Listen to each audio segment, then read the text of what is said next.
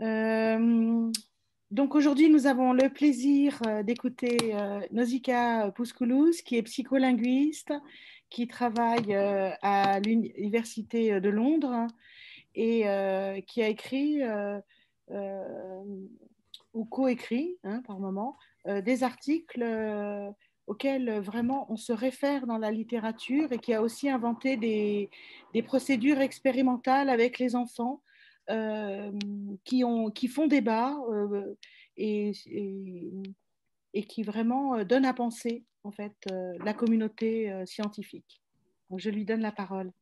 Alors attends, Nausicaa, tu vas partager ton écran et nous, on va peut-être comment dire, euh, on va éteindre nos caméras pendant que tu parles et pour la partie questions, on les rallumera. Et comme ça, on te voit bien. Par contre, on t'entend pas, Nausicaa, t'as pas mis ton micro. Non, on t'entend toujours pas là.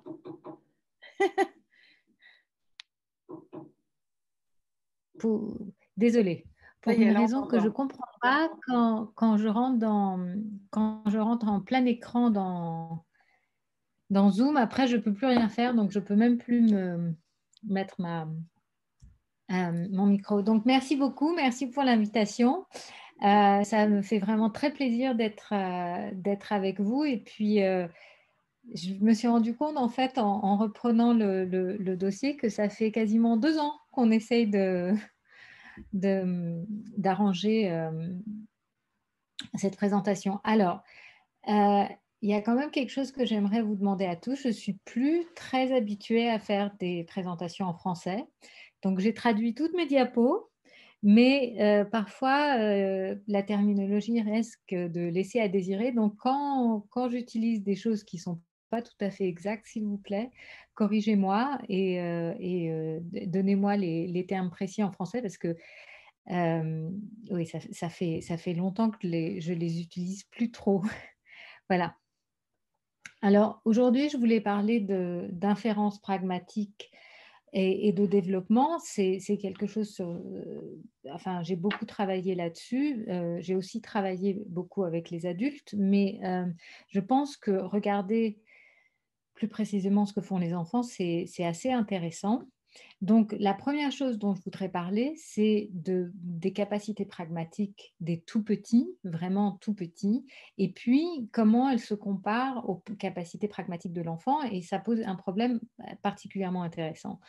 Et après, je voulais parler de 3 phénomènes, donc des implicatures scalaires, et j'ai l'impression que la plupart d'entre vous en ont beaucoup, beaucoup, beaucoup entendu parler les dernières années, mais aussi des métaphores et peut-être même de l'acquisition de la présupposition un peu. J'ai de vieilles données qui sont assez intéressantes et j'ai l'impression que certains parmi vous travaillent sur les présuppositions, donc je me suis dit que c'était peut-être l'occasion de les présenter parce qu'il n'y a pas beaucoup de données sur les présuppositions chez les enfants. Voilà, donc quel est le problème? Donc vous voyez là, j'ai gardé le titre en anglais parce qu'il n'y avait rien à faire. Le titre anglais était beaucoup plus sympa que tout ce que je pouvais inventer en français. La problématique pour les capacités pragmatiques, c'est que d'un côté, on a en fait beaucoup de travaux chez les très jeunes enfants, donc à partir du bébé, vraiment à partir de 9 mois, qui suggèrent que la pragmatique est essentielle au développement des compétences communicatives de l'enfant, qu'elle est essentielle à l'acquisition du langage, que en fait, sans capacité pragmatique, on n'arriverait pas en particulier à acquérir le vocabulaire qu'on acquiert, etc. Et parfois même, pour certains, euh, les structures grammaticales. Euh, donc d'un côté, on a ces compétences pragmatiques qui semblent être là d'emblée, quasiment, enfin en tout cas chez le très jeune enfant. Et d'un autre côté, on a des inférences pragmatiques graécéennes, donc des choses comme les implicatures, la métaphore, la présupposition, qui ne semblent apparaître que bien après d'autres compétences linguistiques chez l'enfant. C'est-à-dire que la majorité de la littérature, jusqu'à assez récemment, suggère que toutes ces inférences pragmatiques, linguistiques spécifiques, n'apparaîtraient que pendant, en fait, à partir du moment où l'enfant est à l'école, plus ou moins, et parfois même plus tard. Donc il y a une tension en fait entre des capacités pragmatiques très très précoces et après une incapacité à comprendre les métaphores par exemple ou les implicatures.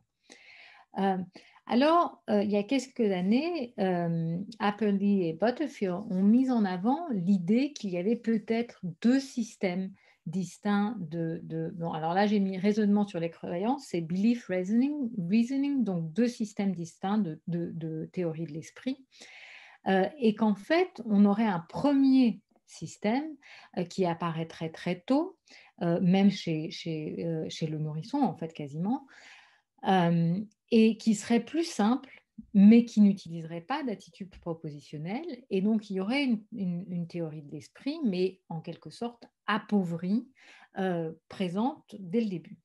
En revanche, la théorie de l'esprit plus complexe qu'on teste avec les tâches standards de fausses croyances, elle n'apparaîtrait que bien plus tard, d'ailleurs autour du moment où les tâches standards de fausses croyances sont passées, c'est-à-dire vers l'âge de 3 ans et demi, 4 ans. Donc ce deuxième système, plus sophistiqué, n'apparaît que plus tard. Et lors d'une conférence, il y a quelques années, Stephen Butterfield m'a dit, mais peut-être qu'il y aurait deux systèmes pragmatiques. Alors effectivement, si on a deux systèmes de théorie de l'esprit, on pourrait imaginer qu'il y a deux types de capacités pragmatiques, une espèce de kit précoce qui utiliserait entre autres ce premier système de théorie de l'esprit et un autre set de capacités pragmatiques qui n'apparaîtrait que plus tard, donc après l'apparition du système complet de théorie de l'esprit, donc après l'âge de 4 ans, disons. Alors, ça pourrait expliquer la distinction en fait entre ces capacités pragmatiques précoces qu'on semble voir et puis en fait l'apparition bien plus tardive de la compréhension de la métaphore, de l'implicature, etc. Donc, pour réconcilier ces deux types de pragmatiques, on peut penser que les compétences précoces en pragmatique ne nécessitent pas de véritable aptitude pragmatique, c'est-à-dire elles ne nécessiteraient pas toutes les capacités pragmatiques qu'on finit par développer. On aurait ce système appauvri, ce set appauvri d'aptitude pragmatique au départ, et puis en fait, qui ne se développerait que plus, le système complet ne se développerait que plus tard. Donc ça, c'est une solution. Une autre solution, ce serait de dire que, par exemple, les inférences pragmatiques linguistiques, la compréhension de la métaphore, les implicatures, etc., sont en fait bien plus complexes que d'autres inférences pragmatiques, et c'est la raison pour laquelle elles n'apparaissent que plus tard, elles ne sont comprises que plus tard. Et finalement, on pourrait aussi penser que les données que nous avons sur les compétences pragmatiques linguistiques, donc sur l'implicature, la métaphore, etc., chez l'enfant sont trompeuses et nous donnent enfin, nous emmènent dans la mauvaise direction. Bon, comme vous voyez, j'ai mis ça en dernier, donc probablement c'est ce que je vais vouloir défendre. Mais j'aimerais quand même parler un peu des autres capacités avant, enfin des autres possibilités avant. Alors, qu'est-ce qu'il nous faut quelles sont les compétences cognitives dont nous avons besoin pour expliquer les capacités pragmatiques telles qu'elles sont en fait définies par Grice et après par la majorité des auteurs en pragmatique contemporaine. Bon, il nous faut d'abord la reconnaissance des intentions communicatives, et cette reconnaissance d'intentions communicatives est particulièrement complexe puisqu'il faut reconnaître les intentions informatives et les intentions communicatives du locuteur, et ces intentions informatives sont enchâssées dans l'intention communicative du locuteur. Donc, on a là quelque chose d'assez complexe à gérer. Par ailleurs, il faut aussi que les interlocuteurs, que l'enfant, par exemple, puissent prendre en considération le savoir mutuel ou le savoir commun entre euh, euh, donc entre les interlocuteurs. C'est crucial dans toutes les théories pragmatiques. Et finalement, on a quand même chez Grice un principe de coopération et cette idée générale que les inférences pragmatiques sont fondées sur une idée de coopération. On coopère au cours du discours.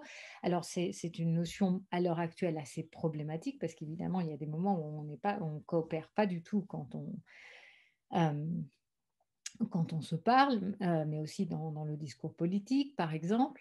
Cela dit, il y a de toute manière un certain niveau euh, où il faut reconnaître qu'il y a un certain type de coopération en jeu. Donc la première question que j'aimerais poser, c'est, étant donné que nous avons besoin de toutes ces compétences cognitives et qui sont quand même des compétences assez complexes, est-ce que est-ce qu'on a des données nous montrant que les jeunes enfants sont en possession de ces compétences cognitives? Alors, pour les intentions communicatives, la réponse est plutôt oui. Il semblerait que les enfants reconnaissent les intentions communicatives très très jeunes, à partir de 9 mois. On a de très belles données de Tania Ben et ses collègues avec une tâche de recherche d'objets. En fait, on montre à l'enfant un jouet que l'enfant a envie d'avoir, et puis on le cache derrière deux bols. Et donc l'enfant ne peut plus voir sous quel bol se trouve l'objet.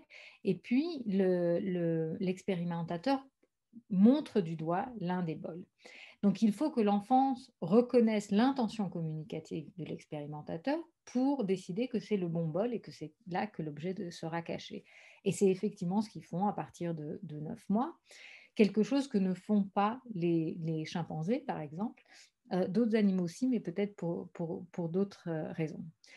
Ce qui est aussi intéressant, c'est que les jeunes enfants insistent sur la reconnaissance de leurs propres intentions communicatives, c'est-à-dire dans un très beau paradigme de Schuh et Markman qui a été repris par Gerling Grosse. On met en fait les enfants dans une situation où ils demandent à un expérimentateur l'un de deux objets. Alors, qu'est-ce que j'ai derrière moi là? Peut-être je peux vous montrer. Imaginons, voilà, il y a ce chat et puis il y a ce Pinocchio. Et l'enfant va demander l'un des deux. Alors, il peut demander le chat et puis on va lui donner. Ah, bah, tu veux le chat? Bah, très bien, voici le chat. Ou le Pinocchio. Ah, ben, je suis désolée, je ne peux pas te donner le Pinocchio, mais voici le chat. Alors, ce qui est assez intéressant dans cette expérience, c'est qu'à un moment, l'enfant demande le chat, mais l'expérimentateur fait comme s'il n'avait pas compris. Donc, l'enfant demande le chat. Et l'expérimentateur dit: Ah, tu veux le Pinocchio? Ah ben je suis désolée, je ne peux pas te donner le Pinocchio, mais je te donne le chat. Donc dans cette situation, l'enfant a eu ce qu'il voulait, mais il n'a pas été compris. Et ce qui est très intéressant, c'est qu'à partir de 18 mois, les enfants vraiment, non seulement, bon, ils prennent l'objet évidemment, mais après insistent, répètent pour se faire comprendre, pour s'assurer que leur intention communicative ait bien été reconnue. Et finalement, assez jeunes, à partir de 3 ans, les enfants sont capables de dissimuler leurs intentions communicatives aussi. Donc, il semblerait que depuis très très jeunes, les enfants reconnaissent les intentions communicatives et insistent pour que les leurs soient reconnues aussi. Alors, qu'en est-il du savoir mutuel? Est-ce que l'enfant prend en considération ce qui est connu, ce qui est un savoir commun entre eux et leur interlocuteur lorsqu'ils comprennent un énoncé? Là encore, on a de très belles données qui suggèrent que les enfants prennent en considération le savoir mutuel. Il y a l'expérience de Catherine Liebel, par exemple, où les enfants font une activité avec un adulte et ils en font une autre avec un autre adulte. Donc avec un adulte, par exemple, ils font un puzzle et puis avec un autre adulte, l'activité, c'est de ranger. Donc ils mettent plein de jeux dans une grande corbeille.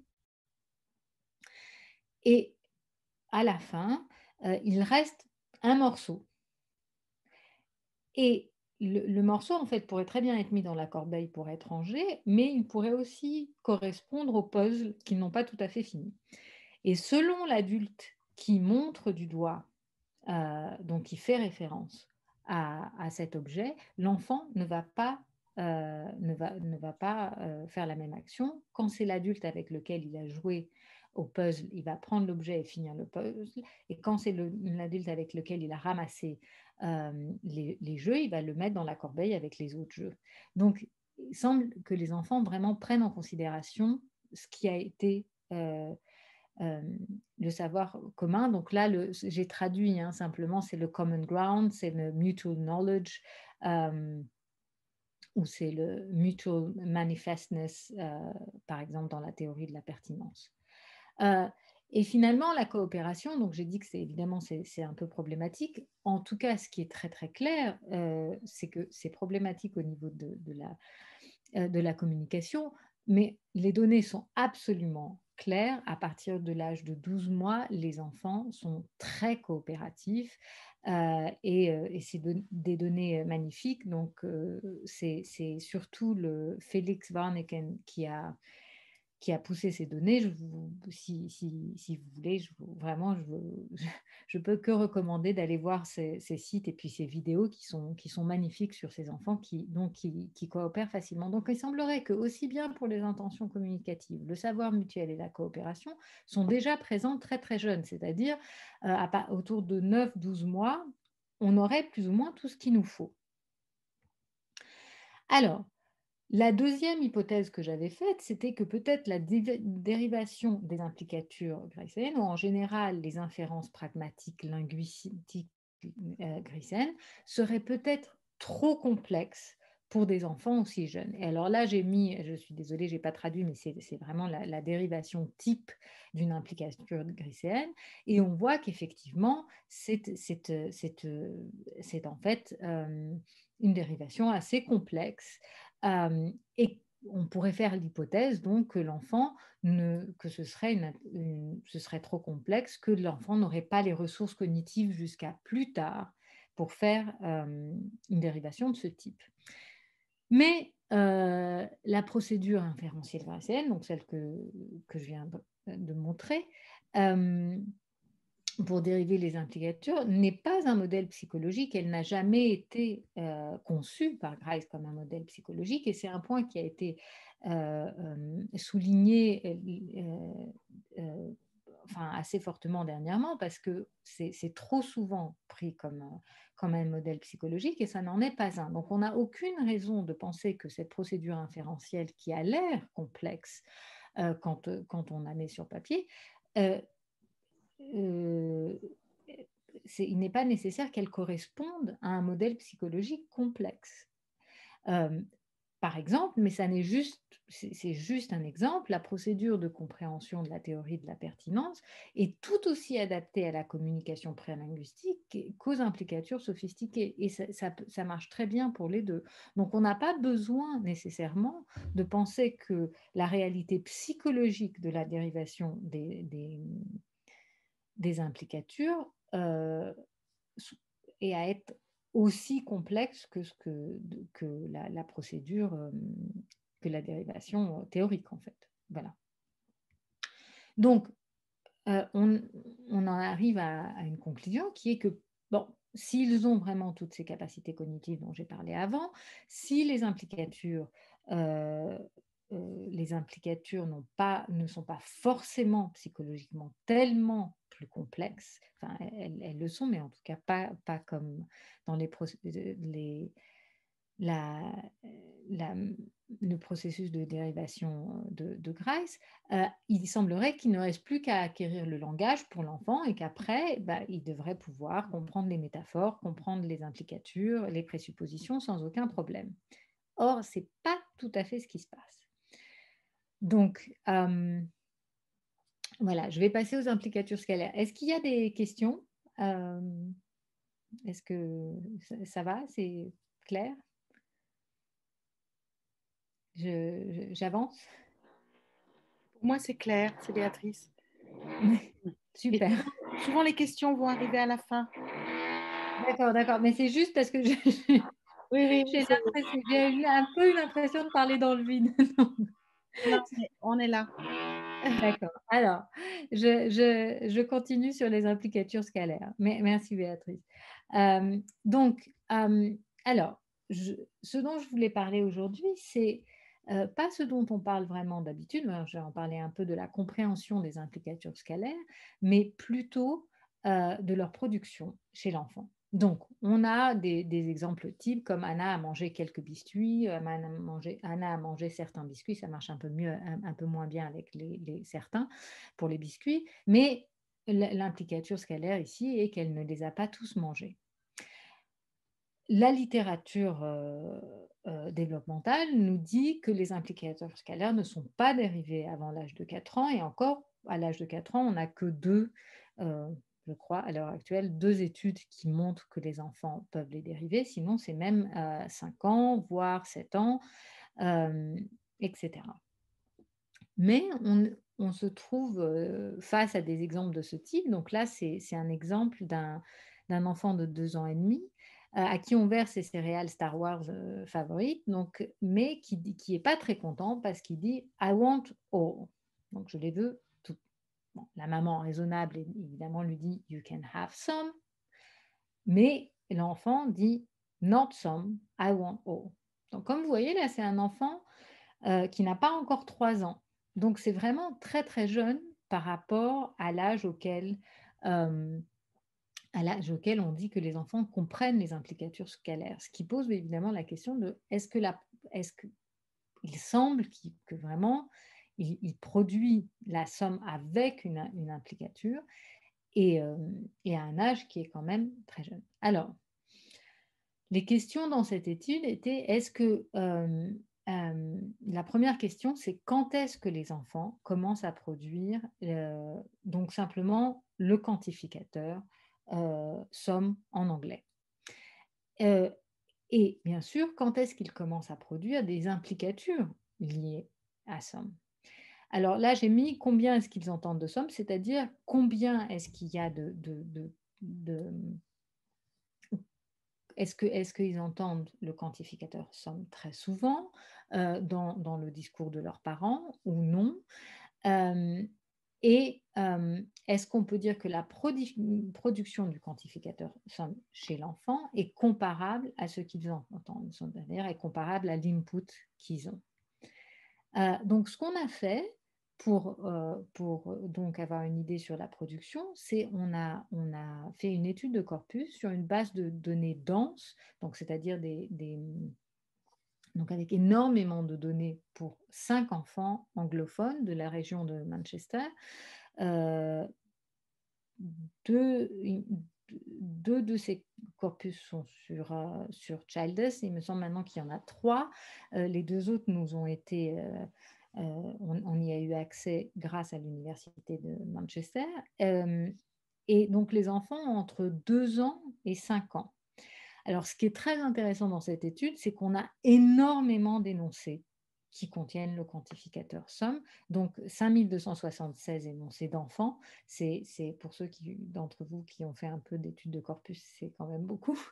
Et alors, ce qu'on a fait avec les parents, c'est qu'on a extrait 5430 énoncés de parents et puis on s'est rendu compte qu'il fallait quand même qu'on suive l'évolution des enfants pour s'assurer pour voir si la production des parents changeait au cours du développement de l'enfant. Donc, on est retourné et on a extrait encore d'autres instances du quantificateur somme qui correspondaient à chaque anniversaire de l'enfant. Donc en tout, on a 14 306 énoncés et à chaque fois, on a extrait donc l'énoncé avec somme plus 3 lignes de contexte au-dessus et 3 lignes de contexte en dessous pour pouvoir avoir une idée du contexte. Alors, ce qu'on a fait ensuite, c'est qu'on a donc on a codé ces instances des quantificateurs. Alors d'abord, on les a codés, on a fait selon une première grille qui était une grille de catégories structurelles. Donc là, vous pouvez voir vraiment est-ce que c'est des partitifs, etc. etc. Et puis, ces catégories incluaient des choses comme les erreurs, parce qu'évidemment, chez l'enfant, on trouve quand même beaucoup d'erreurs ou des problèmes de transcription, des choses comme ça. Ensuite, une fois qu'on avait fini avec ça, on a pris une sous-partie de ces premières catégories, celles qu'on pouvait utiliser en fait, et on les a codées pour voir s'il y avait des cas d'implicature. Donc, ce qu'on a fait, c'est qu'on a fait 4 catégories. Des cas où les implicatures étaient impossibles parce qu'il n'y a pas de set possible. Donc, I need some help. Il n'y a pas de set dont on pourrait avoir en fait une partie. Des cas où les implicatures sont possibles, il pourrait y avoir un set auquel on fait référence, mais ça paraît vraiment peu plausible. Des cas où les implicatures seraient possibles, donc il est possible que l'on fasse référence à une partie d'un set, mais ce n'est pas évident. Et puis des cas où l'implicature vraiment semble plausible, il y a clairement un set et le locuteur semble faire référence à une partie de ce set, comme dans le dernier exemple, I lost some pieces, donc j'ai perdu quelques morceaux, et en fait, c'est dans le contexte d'un puzzle. Et il y a 9 morceaux dans le puzzle parce que les enfants sont tout petits. Donc très clairement, là, on a un set très clair de pièces de puzzle et puis il y en a qui sont perdus. Alors, voilà les résultats individuels des enfants. Donc, on a les 5 enfants. Dans la première colonne, ah oui, ben, est-ce que je peux vous montrer? Non, je ne peux pas vous montrer. Donc, on a dans la première colonne recording, c'est l'âge des enfants euh, pendant que les données du corpus ont été enregistrées, et puis le nombre total d'instances du quantificateur, la première fois, la première instance qu'on trouve du quantificateur, et puis la première instance d'implicature, c'est la première instance, ça correspond en fait à la dernière catégorie ici, d'implicature plausible uniquement. Alors, ce qui est très intéressant ici, c'est que vous pouvez voir qu'entre la première instance du quantificateur, qui apparaît quasiment tout de suite après le début du corpus, donc quand le corpus commence à 2 ans, vous voyez, à 2 ans et 3 jours, ça y est, on a le premier cas de quantificateur. Et puis, quasiment tout de suite après, le premier cas de somme qui semble avoir été utilisé avec une implicature. Et quand pour Gina et Helen, où en fait ça commence plus tard, c'est simplement que le corpus commence plus tard. Et là, c'est donc les graphiques pour la comparaison entre les enfants et les adultes. C'est très simple en fait. La première fois que Sarah York, qui a fait la majorité enfin, qui a codé le corpus et qui a commencé par faire les graphiques, m'a montré ces graphiques. J'en croyais pas trop mes yeux. J'ai pas souvent vu des graphiques d'enfants et de parents qui se ressemblent autant. D'habitude, on a beaucoup plus de différences. Donc, quasiment dans toutes les catégories, les enfants et les parents étaient similaires en fait. Alors, l'une des questions qu'on me pose beaucoup pour ces données, c'est on me dit, bon, c'est très bien, mais évidemment, ça ne prouve pas que les enfants avaient l'intention de produire une implicature. Et puis, on me dit souvent, pour ce type d'implicature, ce serait bien quand même qu'on ait une idée du contraste entre le quantificateur, quel ou certains, peu importe comment on veut le traduire, et les autres éléments. de l'échelle sémantique, c'est-à-dire tous, par exemple. Alors là, on a des exemples, on a trouvé quelques exemples vraiment de contraste direct, où la mère, par exemple, dit ici, You dropped some pennies, donc tu as fait tomber quelques pièces, et l'enfant qui répond All of my pennies, toutes mes pièces. Et il y a aussi d'autres exemples avec d'autres éléments de l'échelle sémantique, comme most, par exemple. Donc, il semblerait que les enfants soient compétents dans leur usage du quantificateur somme à partir de l'âge de 2 ans, donc très très très jeune. Et puis surtout, leur performance s'apparente vraiment à celle de leurs parents. Et ce qui est intéressant, c'est qu'on trouve des cas d'implicature déjà chez les plus jeunes enfants, mais ces cas sont rares. Or, ça correspond parfaitement à ce qu'on trouve dans la littérature, sur les corpus d'adultes qu'on a. C'est exactement le même type de proportion, en fait, qu'on trouve chez l'adulte. Donc, comment est-ce qu'on peut en fait réconcilier ces résultats sur la production d'un quantificateur comme SOM, bon, qui est aussi bien en anglais que dans les autres langues le quantificateur le plus étudié pour les implicatures scalaires. Donc, comment est-ce qu'on peut réconcilier donc une production aussi précoce avec quand même une compréhension beaucoup plus tardive chez l'enfant? Même si on se dit que c'est 4 ans, on n'a pas de données avant 4 ans qui montrent que les enfants pourraient comprendre les implicatures scalaires. Alors, il semblerait quand même qu'il y ait certains éléments qui puissent nous aider à rendre cette différence un peu moins, enfin un peu plus plausible peut-être. Donc, la compréhension des jeunes enfants, la compréhension des implicatures scalaires, la prise en compte des implicatures scalaires semble s'améliorer considérablement. D'abord quand la tâche est moins complexe, donc quand elle est cognitivement moins taxante, et quand les implicatures scalaires sont plus pertinentes contextuellement,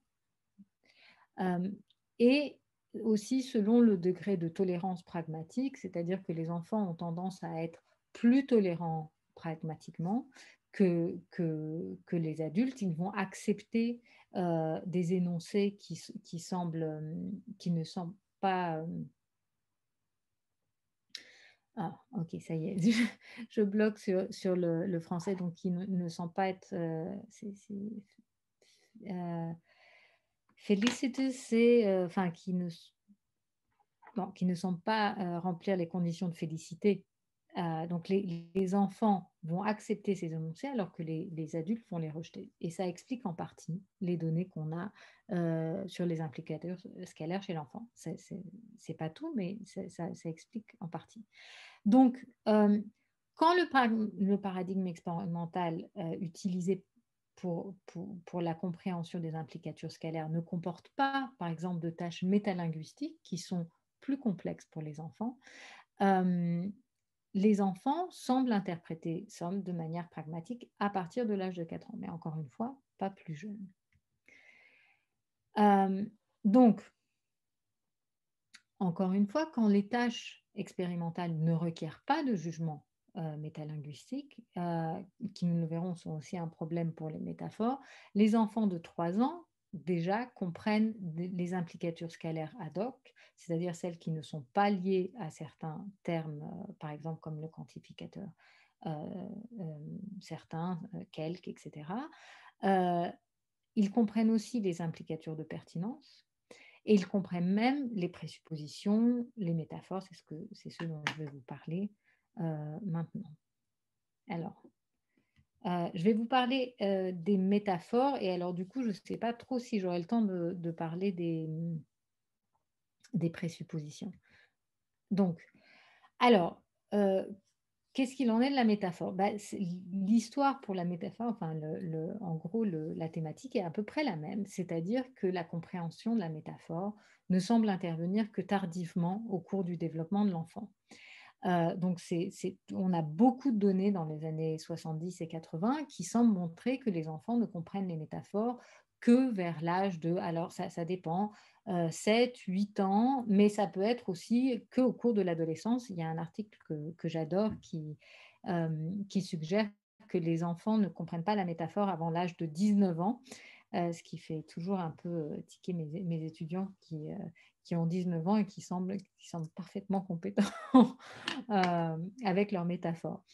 Alors, alors ces observations, donc le fait que ces métaphores ne sont pas comprises jusqu'à assez tard, en tout cas dans l'enfance, peut-être même l'adolescence, pourraient être dues à des facteurs expérimentaux aussi. Par exemple, dans beaucoup d'expériences, les métaphores sont présentées hors contexte ou avec très très peu de contexte. Or, une métaphore, typiquement, a besoin d'un contexte assez riche pour être comprise, en tout cas quand il s'agit d'une métaphore originale qui n'est pas conventionnelle. Il faudrait aussi prendre en considération les connaissances limitées du monde de l'enfant. Ça semble être une évidence, mais ce n'est pas toujours le cas dans certains de ces modèles expérimentaux. Il y a une belle expérience où on demande aux enfants, euh, on leur dit que le gardien de prison est une hard rock, donc une pierre endurcie. Bon, ces enfants ont 5 ans. Je pense que la psychologie du gardien de prison, peut-être leur échappe un peu à cet âge. Enfin, en tout cas, on l'espère. Euh, un autre problème qui se pose, c'est le fait que dans beaucoup de ces paradigmes, en fait, euh, on mélange les cas d'idiomes, de métaphores conventionnelles et de nouvelles métaphores, de métaphores originales. Or, on n'a aucune raison de penser que ces différents phénomènes sont compris ou acquis de la même manière. C'est-à-dire que d'un côté, on a des idiomes et même des métaphores conventionnelles qui requièrent en fait d'apprendre la forme la forme de manière fixe, le sens de manière fixe. Un idiome, c'est souvent quelque chose qu'on ne peut pas décomposer.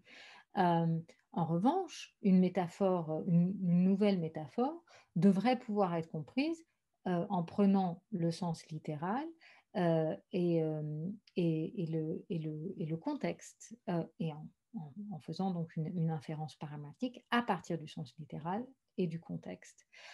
Donc, c'est deux processus très différents. Une nouvelle métaphore ne requiert pas nécessairement d'apprentissage. Il s'agit plutôt de mettre en œuvre des capacités à faire des inférences pragmatiques, alors que les idiomes et les métaphores conventionnelles, eux, requièrent clairement un apprentissage. L'enfant doit être exposé. euh, il doit y être exposé pour pouvoir les apprendre. Et le dernier élément, c'est encore une fois ces tâches métalinguistiques dont j'ai parlé avant. Alors, les tâches métalinguistiques pour la métaphore ne sont pas les mêmes que pour les implicatures scalaires, mais le plus souvent, on demande à l'enfant de paraphraser des métaphores, on leur demande en fait, de les réexpliquer avec un sens, avec en fait des expressions littérales. Or, il y a beaucoup d'éléments qui suggèrent que c'est une chose de comprendre une métaphore ou de comprendre une implication, et c'en est une autre d'être capable de l'expliquer ou de la paraphraser. Donc, ce que nous avons fait avec Michael Tomasello, c'est qu'on a voulu tester en fait la compréhension des métaphores chez les tout petits, donc à partir de 3 ans. Là, vous voyez, ils ont de 3 ans à 3 ans et 4 mois, avec une tâche où ils doivent trouver le référent, donc attribuer le référent. En fait, cette tâche implique une action plutôt qu'une explication linguistique. Donc, les métaphores que nous avons utilisées étaient des nouvelles métaphores, pas des métaphores qui nécessiteraient une exposition préalable. Et on a essayé de faire en sorte qu'elles soient adaptées linguistiquement et conceptuellement à l'âge de l'enfant. Donc là, on a par exemple deux voitures, et puis on avait ces petits coussins que les enfants avaient pu manipuler avant. Ils avaient aussi manipulé les voitures, et puis on a posé un petit coussin, donc c'est clairement un petit coussin, hein, à l'intérieur d'une des voitures, et l'autre sur le toit de l'autre voiture. Et on demande à l'enfant, donne-moi la voiture avec le sac à dos. Alors, c'est pas J'ai de très belles photos pour ces voitures, donc c'est pour ça que je les mets sur les diapos, mais c'est peut-être pas le meilleur exemple de notre matériel. Là, évidemment, la voiture avec le sac à dos, c'est celle qui a le sac à dos sur le toit. Donc, dans cette tâche, les enfants choisissent l'objet correct à 73%, donc de manière significative. Ils sont aussi significativement différents d'un autre groupe qui avait pour tâche simplement de donne-moi un objet, enfin donne-moi une voiture, n'importe laquelle. Et ce qui est important ici, c'est que donc on arrive à avoir des réponses assez donc de très bons résultats avec une réponse comportementale plutôt que linguistique. Donc, ce qui est intéressant aussi, c'est qu'il semblerait que les enfants aient l'aptitude à comprendre les expressions non littérales. Donc, j'ai mis ici, dès qu'on peut la tester, en fait, on a testé ces enfants à 3 ans et très simplement, on a essayé à 2 ans et demi et ils n'avaient pas assez de vocabulaire à 2 ans et demi de manière consistante pour qu'on puisse tester leur compréhension de la métaphore. Donc vraiment, à 3 ans, c'était aussi jeune qu'on a pu aller pour voir s'ils comprenaient les métaphores et ça marche. Donc, en utilisant le même paradigme, celui que je viens vous montrer, dans une autre étude avec Alex Perovich, on a testé 264 enfants. Alors là, les enfants ont des âges très, très différents, donc juste avant 3 ans à 11 ans.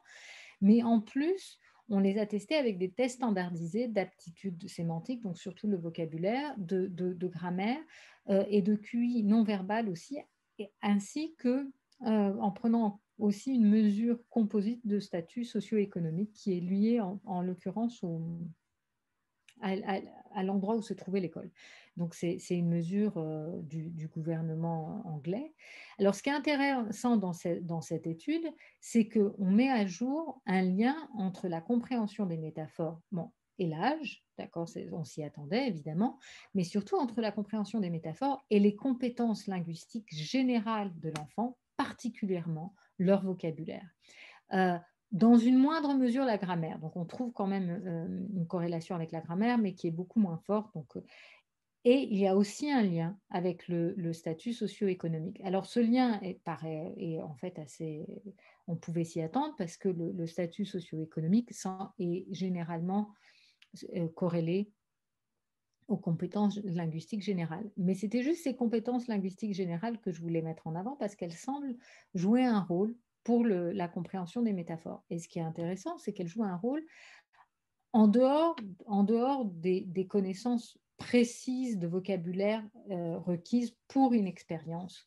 Parce que c'est quelque chose qu'on avait testé avec un test supplémentaire dans notre paradigme de compréhension des métaphores.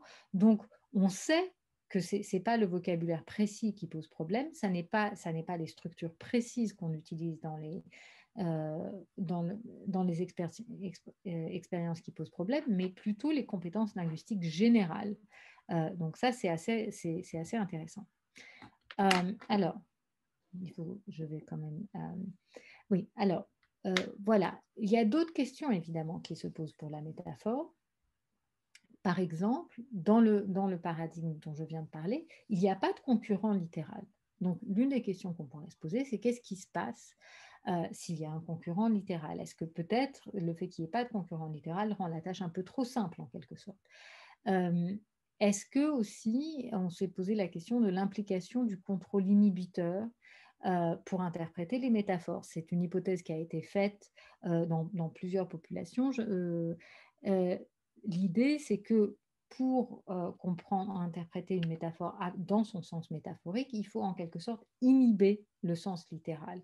Donc, le contrôle inhibiteur jouerait un rôle important. Or, il se développe particulièrement dans l'enfance et particulièrement autour de l'âge, enfin, il y a un pic autour de l'âge de 3 à 4 ans, et puis après un autre pic autour de 6 ans, enfin, il y a un développement continu sinon. Donc, ce serait un élément qui pourrait expliquer que les enfants ne comprennent pas très bien les métaphores. Et puis, encore une question, on a voulu aussi regarder ce qui se passait pour d'autres figures, dans le théâtre, pas seulement la métaphore. Donc, dans cette expérience, c'est une tâche de sélection d'images avec des nouvelles métaphores et de nouvelles hyperboles, donc pour la même raison qu'avant. Et on a aussi ajouté ici 2 tâches de contrôle inhibiteur et testé des enfants de 3, 4 et 5 ans. Donc, on avait des petites histoires comme ça. Donc, ce week-end, Émilie reste chez sa grand-mère. Elle a juste pris un bain et maintenant, c'est un hérisson. Est-ce que tu peux trouver l'image où Émilie est un hérisson? Donc, on a là les images qu'on leur a montrées. Donc, il y a l'image de la métaphore avec Émilie qui a les cheveux en bataille en sortant du bain, mais aussi une image où il y a un petit hérisson. Donc, ça n'est pas une image où Émilie est devenue un hérisson, parce qu'on ne voulait pas une image où en fait l'énoncé pouvait être interprété avec un sens littéral, parce que là on aurait une situation d'ambiguïté qui serait une tâche qui serait une tâche plus complexe et puis différente. On serait en train de tester l'ambiguïté, la désambiguation chez l'enfant, pas seulement la métaphore. Mais si l'enfant a simplement une stratégie d'aller directement vers le sens littéral, sans trop se poser la question du sens de l'énoncé, alors il devrait choisir une image où il y a un petit hérisson. Et on avait l'équivalent pour les hyperboles. Ce week-end, Johnny a aidé sa maman à faire du jardinage et maintenant la maison est une forêt. Est-ce que tu peux trouver l'image où la maison est une forêt? Donc encore une fois, on avait une image avec plein de fleurs et puis il y a plein de... Il y a plein de plantes qui sont à l'intérieur de la maison. Et puis une autre image où à l'arrière, on voit une forêt. Donc, dans cette tâche, aussi bien pour les métaphores que les hyperboles, les enfants ont répondu au-dessus du niveau de la chance, malgré ce contrôle littéral. Alors, on voit quand même une tendance développementale entre les enfants de 3 ans et les enfants de 4 et 5 ans. Donc, il semblerait qu'il y ait vraiment une évolution après 3 ans. Et ce qui était particulièrement intéressant, c'est que les enfants de 3 ans semblent comprendre mieux les métaphores, les hyperboles, que les métaphores. Donc, oui, parce qu'après, de toute manière, à partir de 4-5 ans, ils deviennent très bons. Donc, on n'a plus ce type de différence. Et à 5 ans, ils sont en fait, ils plafonnent, en fait, aussi bien pour les métaphores que les hyperboles. Donc, pour les scores de contrôle inhibiteur, on était à 60% correct. Mais ce qui est intéressant, c'est que les scores sont des prédicteurs robustes de la compréhension des métaphores, mais pas de la compréhension des hyperboles. Donc, il semblerait que le contrôle inhibiteur soit essentiel à la compréhension de la métaphore, mais pas à la compréhension des hyperboles, ce qui fait sens parce que les hyperboles, contrairement aux métaphores, ne requièrent pas forcément l'élimination du sens littéral. En quelque sorte, l'hyperbole, c'est l'exagération du sens littéral plutôt qu'un changement catégorique. Donc, il semblerait que les enfants de 3 ans comprennent les métaphores originales, donc les nouvelles métaphores, même lorsqu'une interprétation littérale, donc comme je vous l'ai montré, est possible. Alors, ce dont je n'ai pas parlé, c'est une autre expérience qui utilise un paradigme un peu similaire à celui des images que je viens de vous montrer, mais où on montre que le sens littéral demeure quand même plus facile. C'est-à-dire que si on simplement on donne un énoncé littéral aux enfants, c'est quand même plus facile qu'un énoncé métaphorique. Les performances sont quand même meilleures.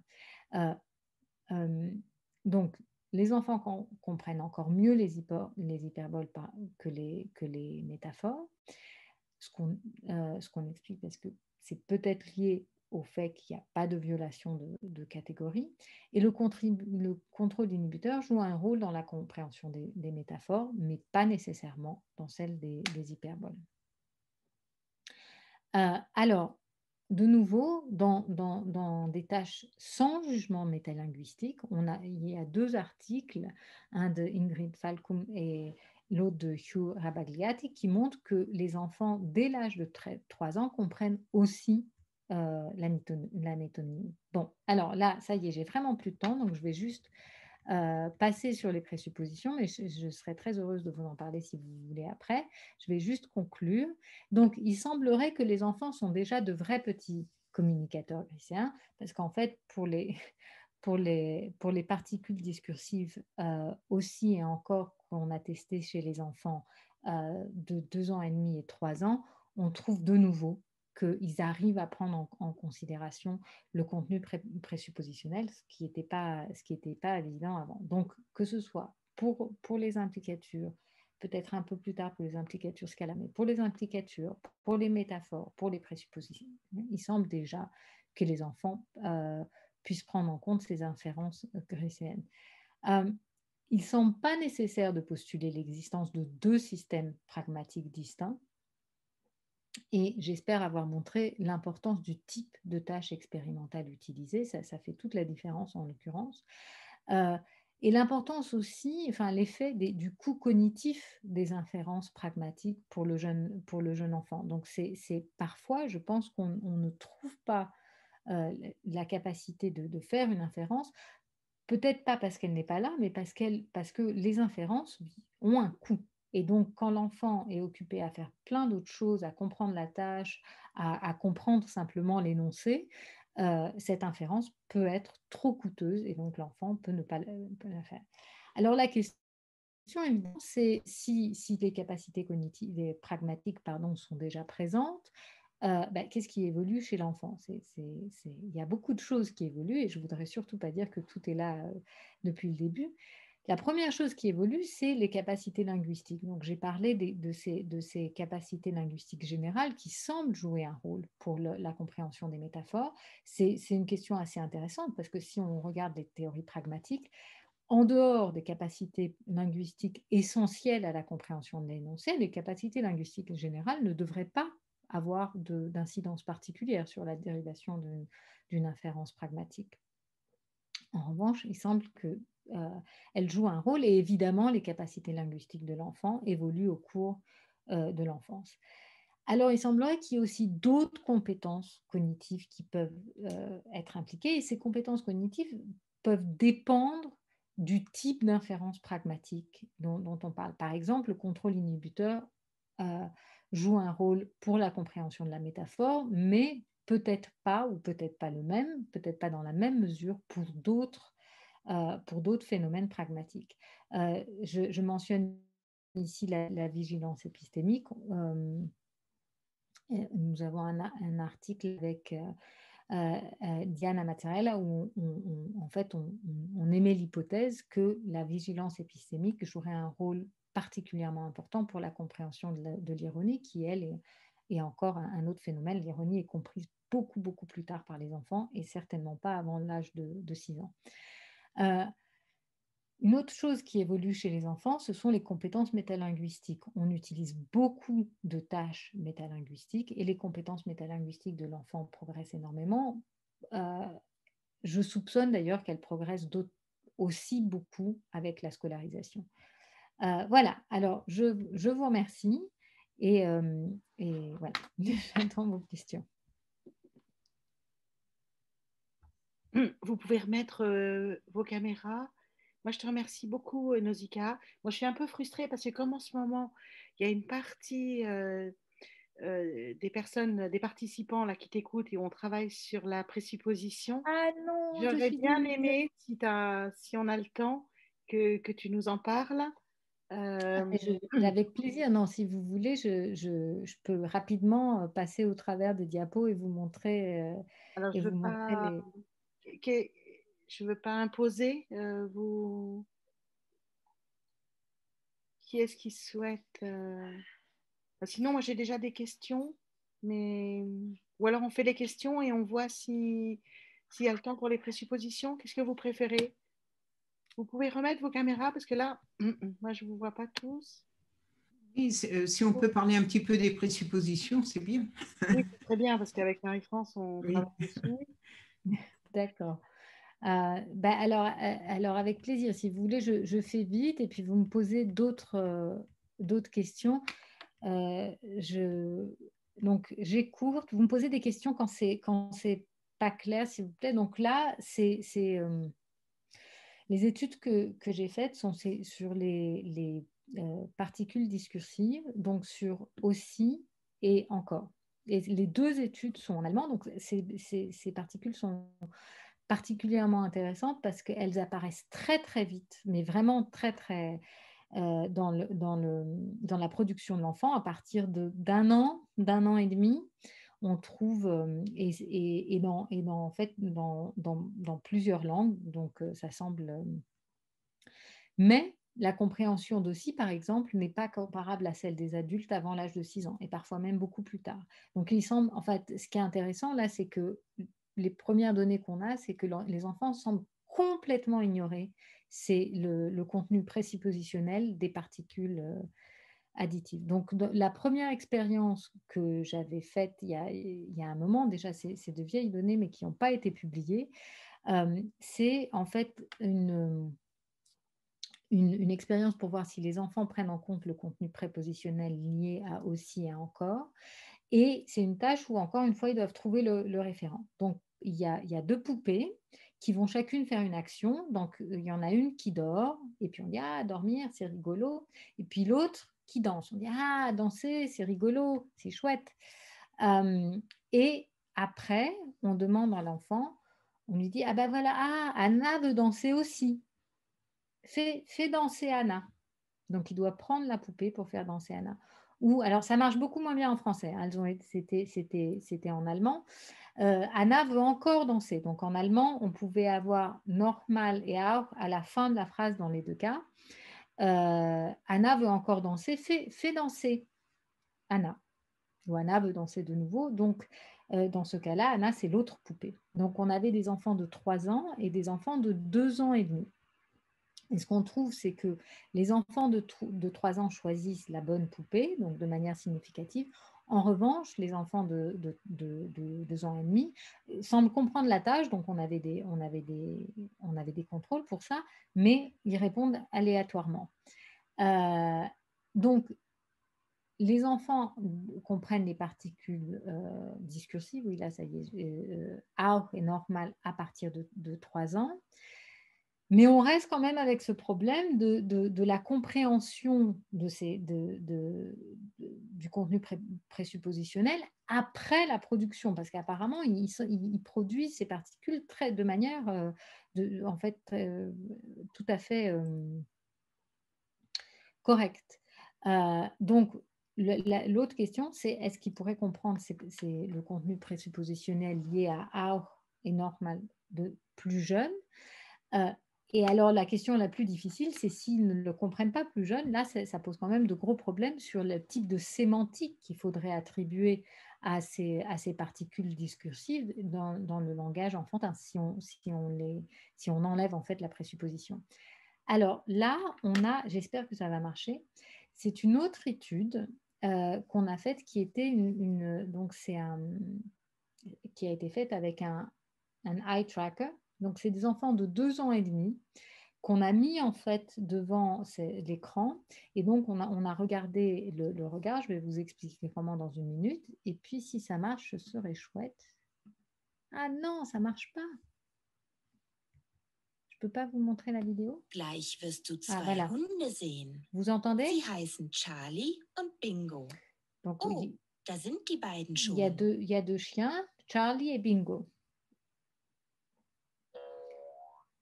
Oh, schau mal, springen. Regarde. Springen ist toll.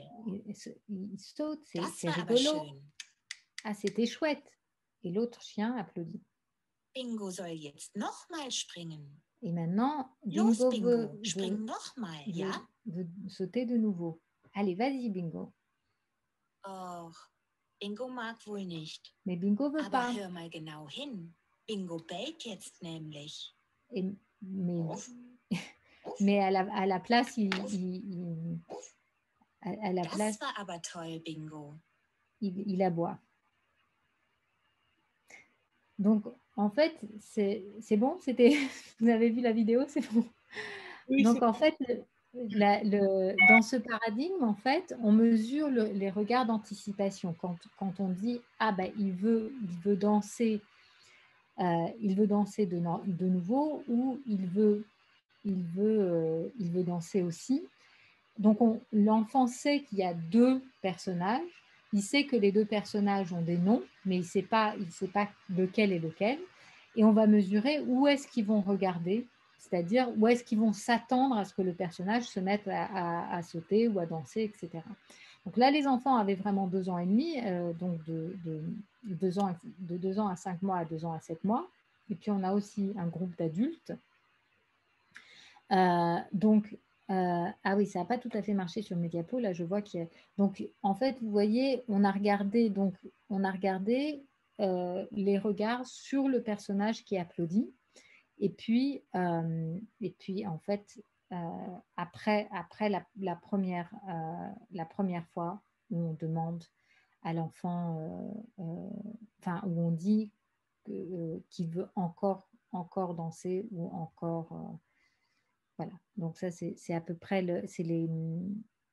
c'est quand on a mesuré en fait les regards. Bon, enfin ça c'est pas très important. Ce qui est plus important là pour vous, c'est les différences qu'on trouve en fait, qui sont très très claires, aussi bien chez l'adulte que chez l'enfant. Euh, euh, les regards les proportions de regards sur le personnage qui applaudit sont très différentes dans les deux conditions. Donc entre encore et donc il veut encore danser ou il veut danser aussi. Donc là, je vais vous montrer. Vous voyez la première barre rouge à chaque fois, chez l'enfant, aussi bien chez l'enfant que chez les adultes. Et vous pouvez voir que juste après la première barre rouge, les deux conditions, en fait, en noir, c'est pour auch mal, donc aussi, et en gris, c'est pour normal encore. Et vous voyez qu'après la première barre rouge, chez les adultes, c'est très très clair. Vraiment, les deux parties, enfin le graphique noir et le gris vraiment se séparent complètement, mais on voit la même chose de manière plus petite chez l'enfant. Donc, c'est ce qui nous montre que les deux conditions sont vraiment différentes, bon, très clairement chez l'adulte, mais déjà significativement chez les enfants de 2 ans et demi, et qui suggère qu'en fait, dès 30 mois, donc dès 2 ans et demi, les enfants prennent en considération les présuppositions liées à normal et normal au cours de l'interprétation de l'énoncé. Donc, encore une fois, la symétrie qu'on a pu voir au début entre la production et la compréhension est probablement liée à des facteurs expérimentaux plus qu'à un manque de compétences linguistiques des enfants. Donc, dans des tâches plus écologiquement valides, par exemple cette dernière tâche où l'enfant n'a vraiment rien à faire, juste il regarde.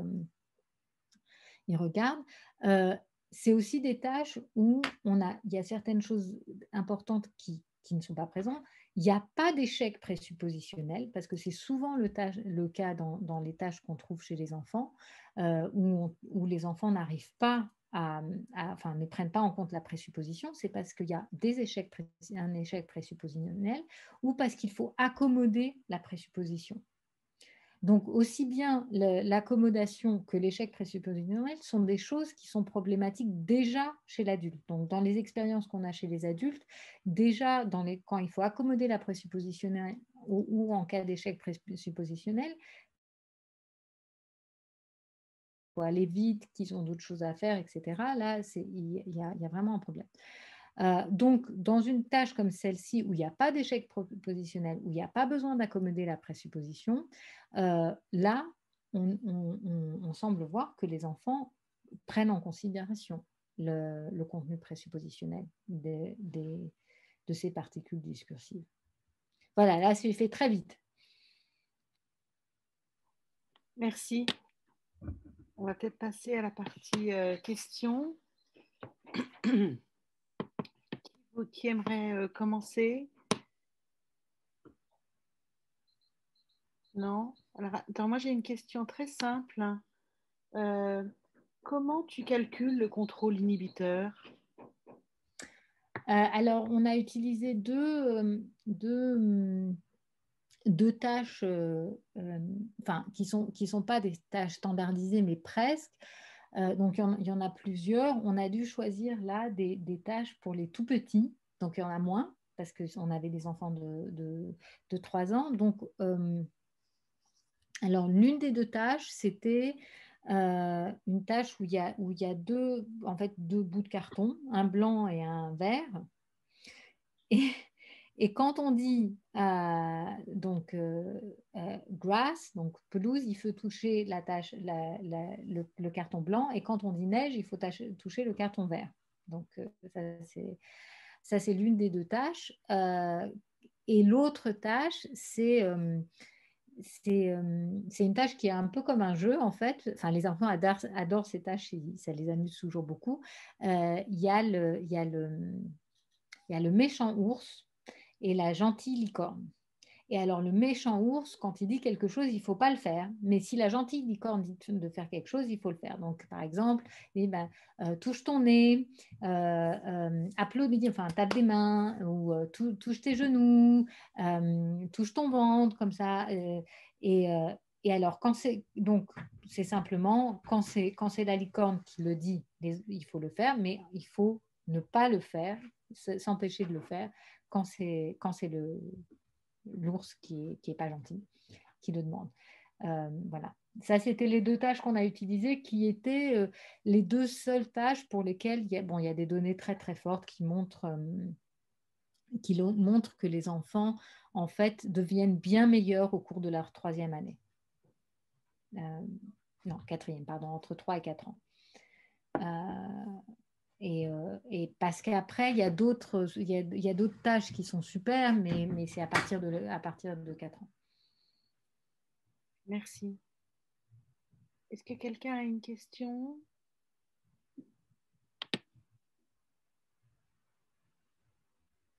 Prenez la parole parce qu'en fait, comme je ne vous vois pas tous, je peux Est-ce pas- que vous voulez que je laisse les diapos ou est-ce que je les...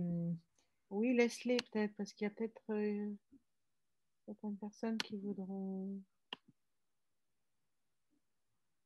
Alors, j'avais écouté une autre question en attendant. C'est sur la métaphore. Tu sais, on travaille avec les psycholinguistes de Reims. Oui, oui. Voilà. Et en fait, on a, on a repris, tu sais, leur article sur les moutons qui sont des nuages. Voilà. Et donc là, il y a une tâche métalinguistique puisqu'on donne un petit contexte aux enfants. À la fin, il y a une phrase métaphorique, mais créative, hein, pas conventionnelle. Et après, on leur propose de choisir entre un sens littéral, le sens métaphorique et un sens contextuel. Et ce qu'on a vu, en fait, et c'est ma question, c'est que quand les termes de la métaphore sont concrets, les enfants échouent beaucoup plus que lorsque les termes, ou au moins tu en as un des deux, qui est abstrait. Donc, par exemple, tu as un enfant qui joue au football, tu vois, on dit Tom a reçu un ballon, il joue au football dans son jardin, il shoot, son ballon est une fusée. Et ben là, on a un taux d'échec de folie, comme si les enfants, en fait, connaissaient tellement le mot ballon et le mot fusée que pour eux, un ballon, bah, ça, tu vois, ça se déplace horizontalement, une fusée, c'est vertical, c'est pas la même forme et tout. Et là, ils vont se rabattre sur l'interprétation contextuelle et pour les plus petits, sur l'interprétation littérale. Et par contre, quand on a quelque chose de plus abstrait, comme les nuages sont des vagues menaçantes, eh ben, ils vont vraiment beaucoup plus nous désigner l'interprétation métaphorique. Vous avez euh, euh, constaté des choses un peu identiques ou pas? Parce que tu parlais aussi du niveau du vocabulaire, tu vois. Quelque part, comme si, quand c'est... Non, c'est très très intéressant parce que enfin, les données que je connais ont plutôt tendance à montrer que enfin, les enfants sont plus à l'aise avec le concret qu'avec l'abstrait. Bon, alors, Et pas moi aussi, l'abstrait. ça m'a surpris. Euh, Et alors, non, enfin, ça m'étonne aussi. Enfin, je vois un peu comme ce que tu décris, oui, bloquant, parce qu'il... pourquoi ça pourrait être le cas, mais c'est vrai que j'ai pas vu ça. Enfin, d'ailleurs, dans ces expériences, c'était jamais abstrait en fait. C'était toujours très, très, très concret parce que les enfants étaient aussi tout petits et il fallait que ça puisse marcher avec des enfants de 3 ans. Oui, Mais je me demande, enfin, j'ai eu des situations ou des métaphores dont je pensais qu'elles allaient marcher très très bien, qui ne marchaient pas du tout. Par exemple,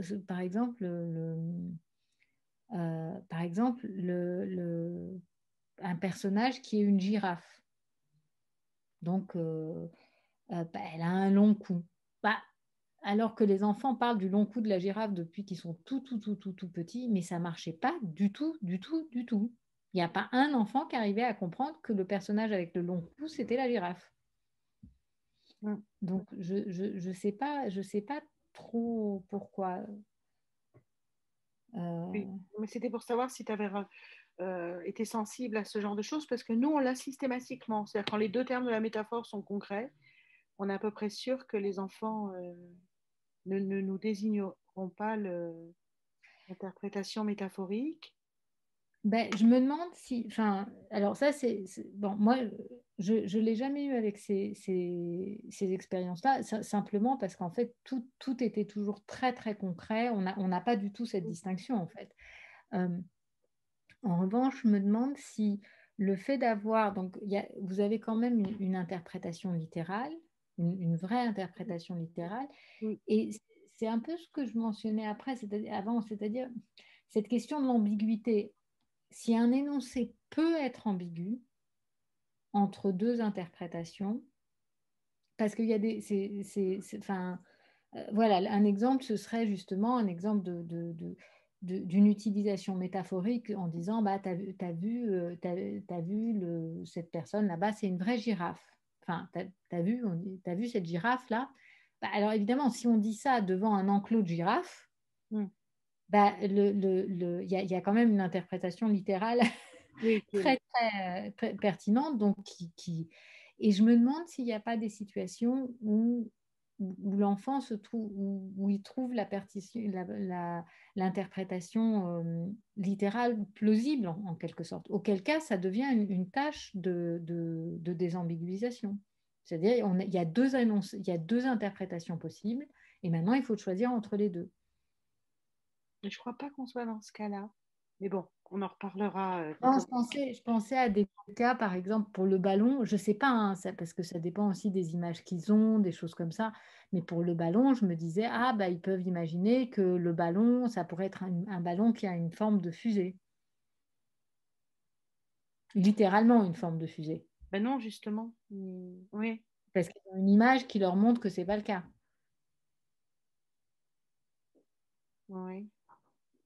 Non, non, normalement, il n'y a pas il y a pas ce type de support qui fait que,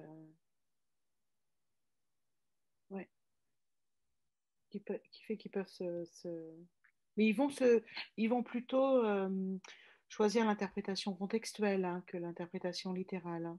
Sauf pour les tout petits, Oui, pour les très jeunes, tu vois. oui, parce que en fait, l'interprétation contextuelle, si je me souviens bien dans leur article, c'est un peu, c'est plus sûr, quoi. C'est-à-dire que de toute manière, ça va à peu près marcher. C'est ça? C'est pas vraiment bon hein, quand tu choisis l'interprétation contextuelle. C'est quand même pas une interprétation satisfaisante, quoi. Et là, je l'ai pas. C'est bête parce que je l'ai Et pas sous les mains, tu vois. ils sont Donc, plus grands, c'est ça? Ils sont à l'école, oui, oui, ils sont plus grands. Oui, oui, oui, oui, ils sont Non, plus. mais je trouve ça très, très intéressant parce que vraiment, cette idée du concret, c'est quelque chose, enfin, dans la littérature, en tout cas, on a plus, il y a plus de données qui ont l'air de dire, bah, si c'est abstrait, c'est plus difficile. Voilà. Donc, c'est super Mm. que ça, en quelque sorte, que ça aille dans l'autre sens. Mm. Bon, je vais donner la parole à Claire Bessade. Ouais, bonjour. Donc, moi, j'avais juste une remarque d'abord par rapport à ce que tu viens de dire, Béatrice, parce que j'ai pas bien compris cette histoire de concret et d'abstrait, étant donné que l'exemple que tu as donné pour abstrait, c'était des vagues incessantes. Ça me paraît pas très abstrait. Et du coup, il me semblait que peut-être, si ça n'allait pas, le ballon avec la fusée, c'était parce que c'était des termes qui pouvaient appartenir à la même catégorie, par exemple des jouets ou des choses comme ça. Donc, il y avait comme une contradiction directe. Toi, tu parlais d'horizontalité, verticalité. Donc, il y avait comme un conflit direct entre les deux termes. Mais bon, ça, c'est pas vraiment, enfin, je sais pas si c'est vraiment le sujet. Donc, ce serait enfin, très intéressant d'en parler, mais je veux pas détourner le, la discussion de l'exposé de Nausicaa. Moi, ma question, en fait, ouais, elle est sans doute normalement, je ne devrais pas la poser, mais je vais quand même la poser. Je n'ai pas du tout compris, en fait, ce que tes expériences montraient en termes de présupposition. Je n'ai vraiment pas du tout compris ce que l'expérience montrait. Donc, peut-être je suis la seule et du coup, je suis un peu embêtée, mais je ne vois pas le rapport en fait entre ce que tu as fait et les contenus présuppositionnels, etc. Peut-être ça a été trop vite. Alors, donc, c'est pas du tout des expériences pareil. Il y a d'autres types d'expériences pour vraiment tester, par exemple, la présupposition sous négation, etc. Là, l'idée, c'était de travailler sur ces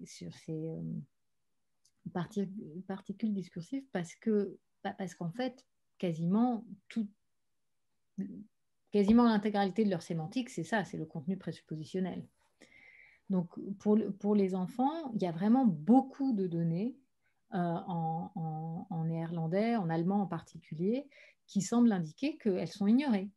C'est-à-dire que en fait, l'enfant comprend l'énoncé sans, comme si, comme si encore ou aussi n'était juste pas là.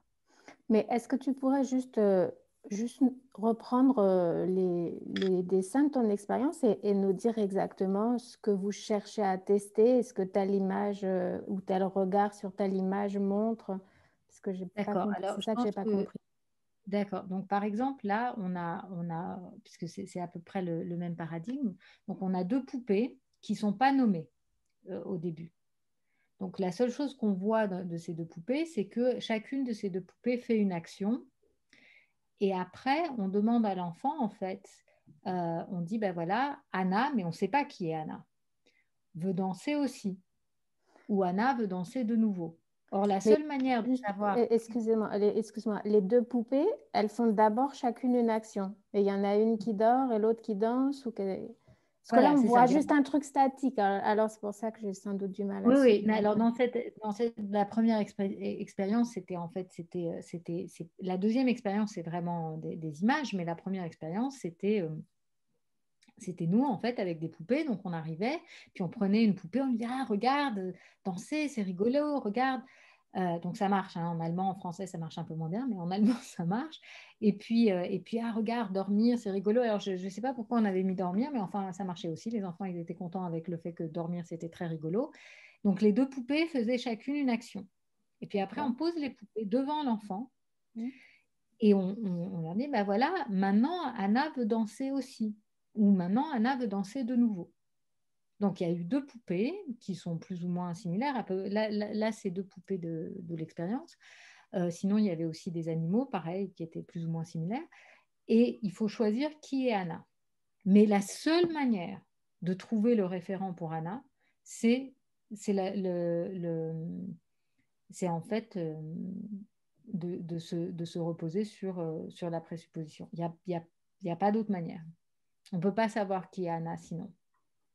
D'accord. Donc, en fait, ce que tu dis, c'est que du coup, vous avez pris Anna veut danser aussi et Anna veut danser encore. Parce que dans un cas, en fait, quand tu dis aussi, il faut que Anna, ce soit celle qui n'a pas déjà fait, la poupée qui n'a pas déjà fait l'action. Et dans le Voilà. cas de encore, ce soit la poupée qui a déjà fait l'action. C'est ça que vous cherchez Voilà. Voilà, c'est exactement ça. C'est exactement ça. C'est-à-dire que selon les deux conditions, on ne prend pas la même poupée. Et c'est la même idée après pour l'expérience Si je peux suivante. t'interrompre, en fait, si on reste sur cette première expérience de la poupée, si jamais, si l'enfant, si on n'avait pas mis aussi et danser et qu'on avait aussi et encore et qu'on disait Anna veut danser, a priori, l'enfant, il regarderait quoi d'après vous? Il ferait quoi? En fait, ce que je sais, c'est de voir le contraste. En fait, il devrait être, ça devrait être aléatoire. Ouais. C'est-à-dire que si on lui dit pas, s'il n'y a pas, s'il y a pas s'il n'y a pas encore, s'il n'y a pas aussi, s'il n'y a rien du tout, Anna, ça peut être n'importe laquelle des deux poupées. Mais donc, moi, ce qui me semble, c'est que ce que vous montrez, c'est que les enfants sont capables de donner un sens à aussi et donner un sens à encore. Mais en quoi Oui, vous montrez que c'est perçu comme une présupposition, en fait? C'est interprété, mais si par exemple aussi était un terme assertif, les enfants feraient la même chose. Je vois oui. pas. C'est la Oui, alors ça, c'est parce que j'ai pas donné, j'ai pas donné assez d'éléments avant. Euh, il y a toute une littérature qui montre que, en fait, justement parce que ça n'est pas un terme assertif, normalement, on a l'impression qu'ils ne le font pas avant au moins 6 ans. C'est-à-dire qu'on leur présente des énoncés avec aussi et qu'ils vont choisir une image qui est compatible avec l'énoncé, comme si la particule discursive n'était pas là. Par exemple, il y a une image avec un petit garçon qui caresse un chat et un chien. Donc, soit il caresse un chat, soit il caresse un chat et un chien, soit il y a deux personnes qui caressent le chat. Je sais plus.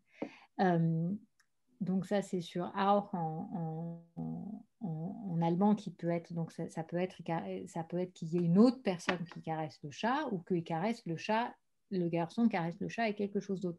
Les enfants vont choisir l'image où juste le garçon caresse le chat, point. Donc ils ignorent complètement. Enfin, c'est simplement comme si le auch n'existait pas, qu'il n'était pas là. Et c'est surprenant parce qu'il l'utilise. Il l'utilise depuis l'âge d'un an. Enfin, en français et en allemand et en néerlandais, c'est souvent parmi les 10 premiers mots qu'un enfant dit. Donc, il l'utilise tout de suite. Et, euh, il l'utilise tout de suite, mais jusqu'à 6 ans, apparemment, et l'idée, c'est qu'il ne le comprenait pas parce que justement, c'est pas un contenu assertif. Donc, en fait, ils ont l'air de comprendre l'énoncé uniquement avec la proposition, sans la présupposition. Et c'est là que ces données sont intéressantes parce qu'elles semblent montrer que quand vraiment on les met quasiment au pied du mur, c'est-à-dire qu'ils n'ont rien d'autre, là, ils comprennent. Oui, non, mais je vois bien l'intérêt, mais en fait, je ne vois pas trop en quoi ça montre qu'ils ont compris une présupposition. Ils ont compris, ils ont interprété, ça c'est sûr, mais je vois bien que votre expérience, elle contredit les expériences précédentes qui laissaient entendre que les enfants ne savaient pas interpréter aussi. Mais je vois toujours pas pourquoi ça donne ce statut. C'est en quelque sorte, c'est toute une catégorie. En fait, l'idée, c'est que derrière aussi, particulièrement en allemand, a été beaucoup plus étudié euh, que d'autres termes. Mais l'idée, c'est qu'ils ignorent tout ce type de termes. Et d'habitude, ils n'ignorent pas d'autres termes. Donc, il y a bien quelque chose qui se passe là. C'est-à-dire que quand on dit, je ne sais pas, quand on parle du ballon, ou quand l'enfant n'a pas tendance à faire comme si ça ne faisait pas partie de la phrase. Donc il y a quelque chose de particulier qui se passe là. Et c'est pas et l'idée, c'est que ce qui se passe est lié au type d'information qui est convié par cet qui est en fait c'est des présuppositions. Alors oui, c'est pas un test du contenu positionnel. Donc, on m'a reproché, on m'a dit, bon, il faudrait pour vraiment voir que ce soit la présupposition, il faudrait la mettre sous négation, etc., pour qu'on soit sûr que ce soit ça. Oui, mais très clairement, à mon avis, c'est des éléments les plus intéressants, enfin, ce pas les seuls éléments intéressants, mais ils sont particulièrement intéressants, parce qu'en fait, elles sont particulièrement intéressantes parce qu'elles apparaissent aussi jeunes. On ne peut pas faire ça avec pensée, par exemple. On ne peut pas faire ça avec les autres. On peut pas faire ça avec les autres présuppositions parce que c'est pas possible. Les enfants les connaissent pas à 1 an. À 2 ans, c'est inimaginable. Ce qui est intéressant ici, c'est que moi, je suis convaincue qu'on trouvera qu'on trouvera les mêmes choses. D'ailleurs, on commence à trouver des choses similaires. Le peu d'expérience qu'il y a chez les enfants semble montrer que ça marche finalement assez bien. Des enfants vers 3 ans. Mais ces particules discursives nous permettent de remonter aussi tôt que possible. Donc, à mon avis,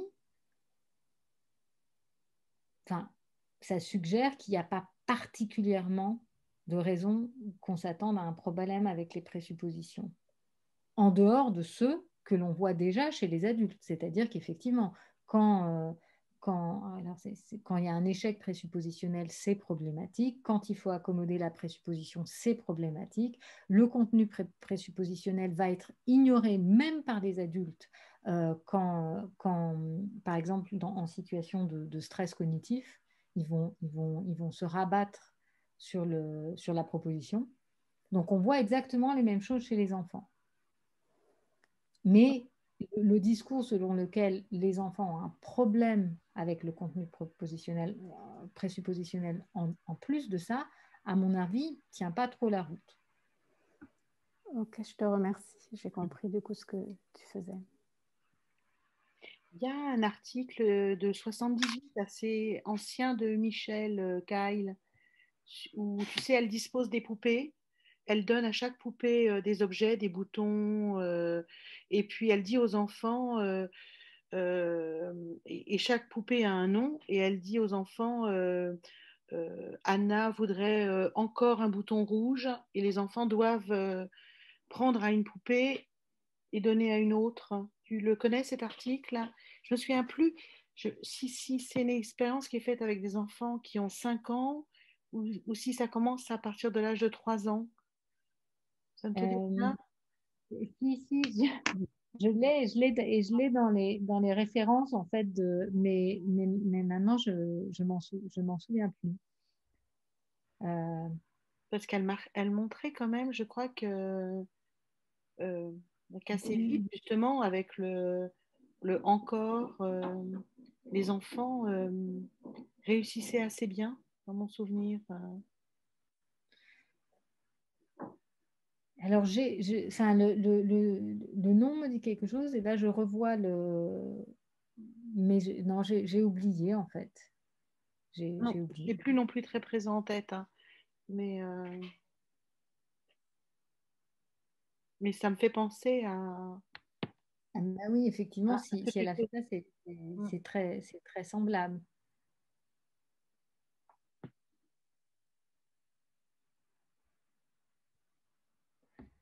Vous avez d'autres questions parce qu'on est tous à monopoliser.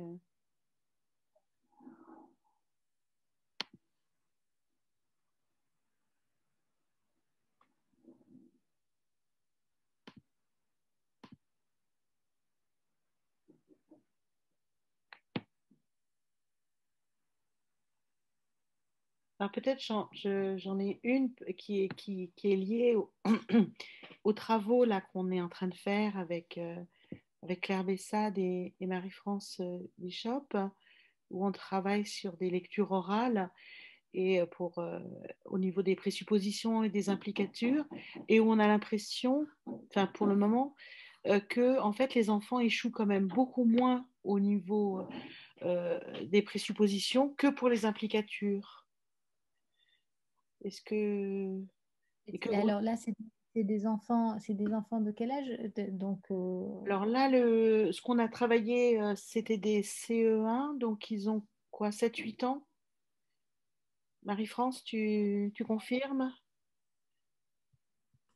Oui, oui, tout à fait, hein. CE1, c'est à peu près ça. Ils ont 7 ans. Ceux qu'on a vus devaient avoir cet âge-là, quoi, 7 ans. D'accord, super. Non, en fait, moi, ça me paraît. Et j'imagine que les implicatures, c'est plutôt des implicatures particularisées, donc des inférences en contexte, ou c'est des implicatures scalaires ou particulières, ou c'est tout. Non, Euh, on n'en a pas beaucoup de conventionnels, non, euh, Claire, non? Bon, c'est pas moi qui ai le plus travaillé là-dessus, mais j'ai l'impression justement que les implicatures, c'était très très large et beaucoup de choses en fait liées au prototype, le loup est méchant, des choses comme ça. d'accord. Mais en fait, enfin, en quelque sorte, bon, moi, ça me paraît. Je sais pas, je trouve ça très très intéressant. Euh, En quelque sorte, il y a plusieurs raisons pour lesquelles, enfin, on a beaucoup plus de mal à se débarrasser des présuppositions que d'autres implicatures. Donc, le fait que les enfants les comprennent plus tôt, ça paraît, je trouve que ça fait sens en quelque sorte. Et surtout dans la lecture de texte, les présuppositions restent quand même beaucoup plus liées à des termes précis ou des structures précises. J'imagine que. Mais du coup, est-ce que vous avez aussi des cas, enfin je pense que c'est ça qui est particulièrement intéressant, des cas d'accommodation de la présupposition, où il faut accommoder la présupposition, où l'information vient de la présupposition? Ben, en fait, on a presque que ça, mais c'est un petit peu compliqué parce que c'est de la lecture de texte avec des dessins, en fait. Donc, ça, enfin, je ne sais pas, peut-être Marie-France et Béatrice, vous pouvez présenter le travail, mais l'idée, c'était de lire des albums, donc de montrer des images, de lire le texte, etc. Donc, en fait, si par exemple, tu utilises des descriptions définies, elles sont accommodées, mais elles sont accommodées peut-être en étant liées au dessin, tu vois, le village, des choses comme ça. Donc, savoir si c'est du liage ou de l'accommodation, c'est pas simple. Et de plus, ce sont des textes fictionnels donc, qui Voilà. se rattachent aussi à tout un univers. Claire rappelait les stéréotypes, mais par exemple, dès qu'on dit le loup, voilà, on fait référence à la famille des loups de fiction. Donc là, c'est vrai qu'il y a l'accommodation, elle est un petit peu particulière et je pense qu'elle se joue aussi dans le cadre de la fiction, puisque ce sont des D'accord. animaux avec des traits particuliers qui parlent, anthropomorphisés. Enfin voilà, il y a tout un tas de choses qui rentrent en ligne de compte. Et c'est vrai que du coup, on voit moins le travail de compréhension sur les présuppositions qui semble davantage aller de soi que sur les implicatures qui là par contre résistent beaucoup. Et vous avez dans les applicatures, enfin, par exemple, je me disais que peut-être justement des implicatures conventionnelles pourraient. Je me demande par exemple si des choses comme mais fonctionneraient pas comme les présuppositions.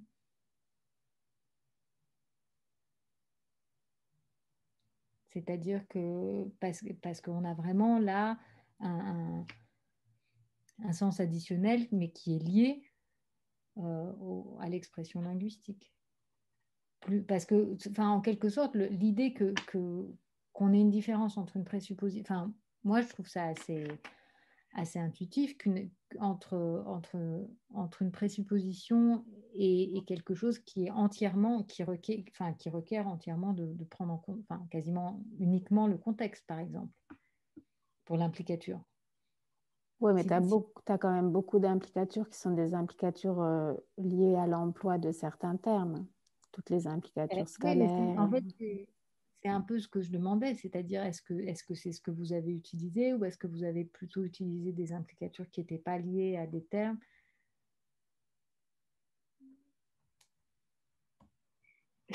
Ce qu'on avait souvent, c'était des présuppositions. Par exemple, tu as le loup qui dit je n'ai plus une seule dent, tu vois.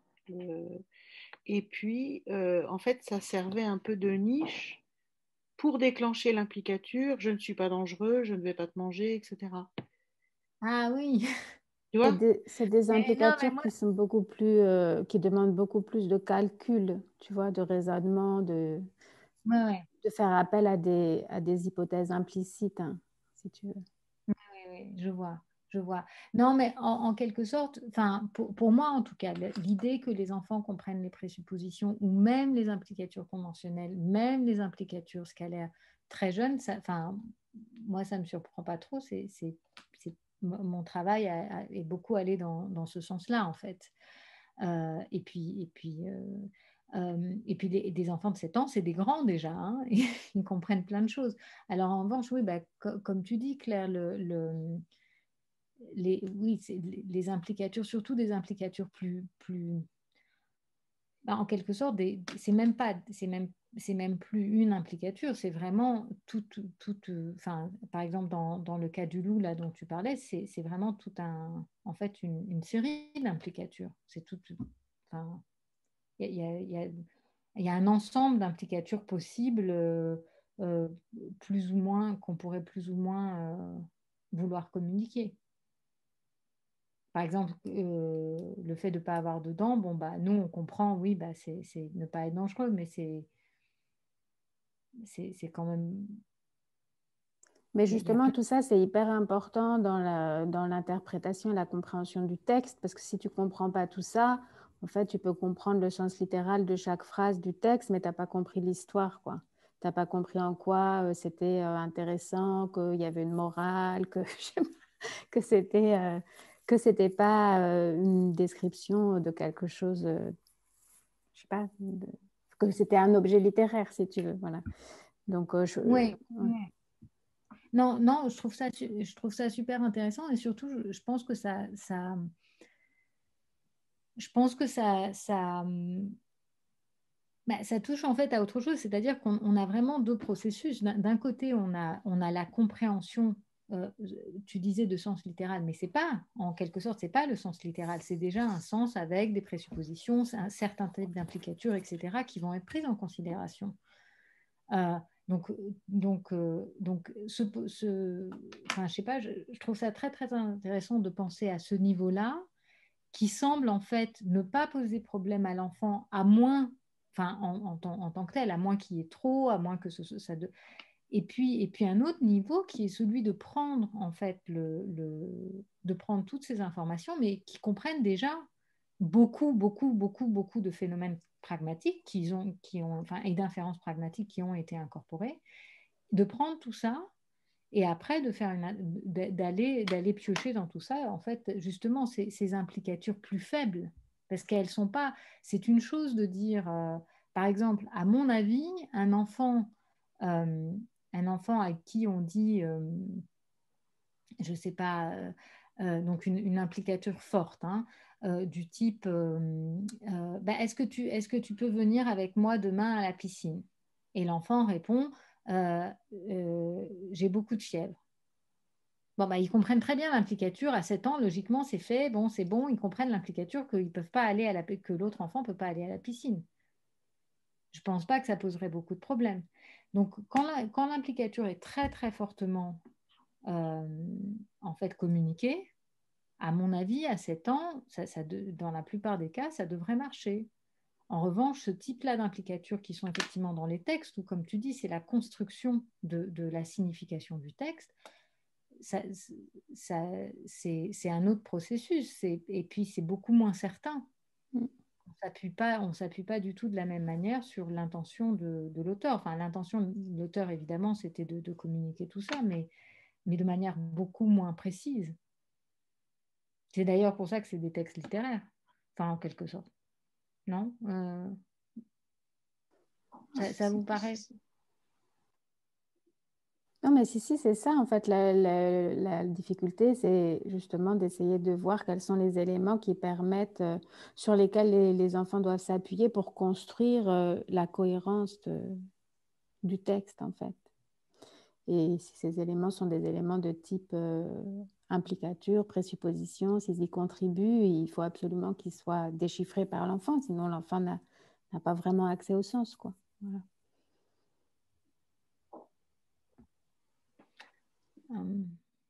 Non, mais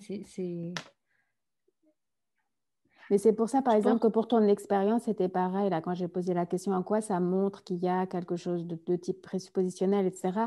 Moi, je pense qu'eux aussi, encore, ont essentiellement un rôle de construction de la cohérence hein, du discours. Donc, dans ton expérience, qui est une expérience où il s'agit de faire des choses, hein, tu vois. Bon, les enfants, ils vont regarder les poupées. C'est que du eye tracking. Ils vont pas bouger des objets ou faire des choses comme ça. Mais en fait, je crois que le rôle de aussi encore est plutôt un rôle, en fait. Et d'ailleurs, toi-même, tu l'as dit, tu as employé beaucoup ce mot, en fait, de particules discursives plutôt que quelque chose de vraiment présuppositionnel qui s'opposerait à assertif et dont le point pertinent, ce serait le statut informationnel. Je ne crois pas que ce soit ça, en fait, le truc qui est montré. Mais encore une fois, j'ai bien compris maintenant ce que tu faisais. Donc. Non, je pense que ça a quand même une importance pour le statut informationnel parce que le fait qu'ils arrivent à faire l'impasse dessus dans d'autres paradigmes montre bien qu'il y a une différence de statut informationnel. Parce qu'on ne peut pas faire l'impasse. Les enfants, par exemple, ne font pas l'impasse à 4 ans ou à 5 ans sur d'autres éléments qui font partie de la proposition. Normalement, ils ne la mettent pas entre parenthèses. Mais je pense que, en quelque sorte, pour moi, ce que je trouve intéressant dans ce que vous faites, c'est aussi vraiment la différence entre ces présuppositions, ces implicatures, et parfois même les implicatures conventionnelles, donc des choses comme mais, etc., qui sont en quelque sorte, qui sont essentiels ou pour lesquels il peut y avoir aussi beaucoup de débats sur si ça fait partie du sens vrai conditionnel ou pas, de la proposition, de l'énoncé, etc. Donc, entre toute cette famille de phénomènes, et puis en fait, ces implicatures qui s'apparentent plus à des implicatures littéraires, en quelque sorte. Et là, je me dis, il y a tout ce qui s'appelle ces implicatures faibles, ce groupe, en fait, c'est même pas une implicature, c'est vraiment un set d'implicatures possibles qui sont plus faiblement communiquées. Et on va piocher là-dedans, dans un texte littéraire, pour reconstruire le sens du texte. Et je me dis qu'il n'y a pas énormément de données, même chez l'adulte, pour ça. Alors, dans les textes d'enfants, c'est particulièrement important parce qu'évidemment, on veut que les enfants comprennent le texte et c'est là-dessus aussi qu'on voit si leur niveau de lecture, des choses comme ça. Mais pour moi, c'est important de différencier les deux, c'est-à-dire j'ai l'impression qu'il y a quand même un amalgame entre ce type-là d'implicature qui sont en quelque sorte par nature multiples, il y a plein de choix possibles, ça pourrait être des choses différentes et qui sont quand même, il y a beaucoup de connaissances du monde nécessaires pour dériver ces implicatures. Ça se fonde énormément là-dessus, ou comme vous disiez, Marie-France, sur tout le monde, tout l'univers du conte et des choses comme ça, donc que les enfants connaissent assez bien, mais quand même. Et je me dis, là, j'étais en train de me demander, on n'a pas beaucoup de données chez les adultes, on ne sait pas trop ce que les adultes font sur des choses comme ça. Les données qu'on a chez les adultes, c'est surtout sur des implicatures soit très fortes, soit des phénomènes assez particuliers, souvent à l'interface entre la pragmatique et la sémantique. Donc, ils ne sont pas du tout de ce type-là. Et à mon avis, ça ne fonctionne pas tout à fait pareil. Pour moi, ce n'est pas trop surprenant que les enfants soient meilleurs dans ces phénomènes dont on a besoin pour faire sens de l'énoncé et qu'ils soient moins bons pour tous ces autres phénomènes qui sont un peu... qui sont pas forcément, leur interprétation n'est pas absolument nécessaire en quelque sorte. Mais tu vois, si tu prends un contexte où on propose à quelqu'un de la viande et il te répond je n'ai plus une seule dent, d'accord? Là, tu as une implicature forte. C'est non. Bon, là, nous, on a une poule qui ouvre un loup on sait juste qu'elle s'affole et le loup lui dit, ne t'inquiète pas, je n'ai plus une seule dent. Donc normalement, les enfants devraient se dire, devraient intégrer la présupposition et se dire, ce n'est pas un loup dangereux. Et pourtant, tout le long de l'histoire, et même à la fin, même quand le groupe classe, grosso modo, a compris que le loup allait manger personne, tu as encore des enfants qui vont soutenir que, que le loup est venu pour dévorer les animaux. Donc c'est ça que moi j'ai du mal à, tu vois, à sous-peser, c'est que à la fois ils ont très bien compris la présupposition et, et à la fois ils en feront pas grand-chose. Enfin, j'exagère un petit peu dans ce que je dis, mais Ben, oui, mais enfin, c'est comme si... enfin, je sais pas, c'est des enfants, il faut, enfin, Oui.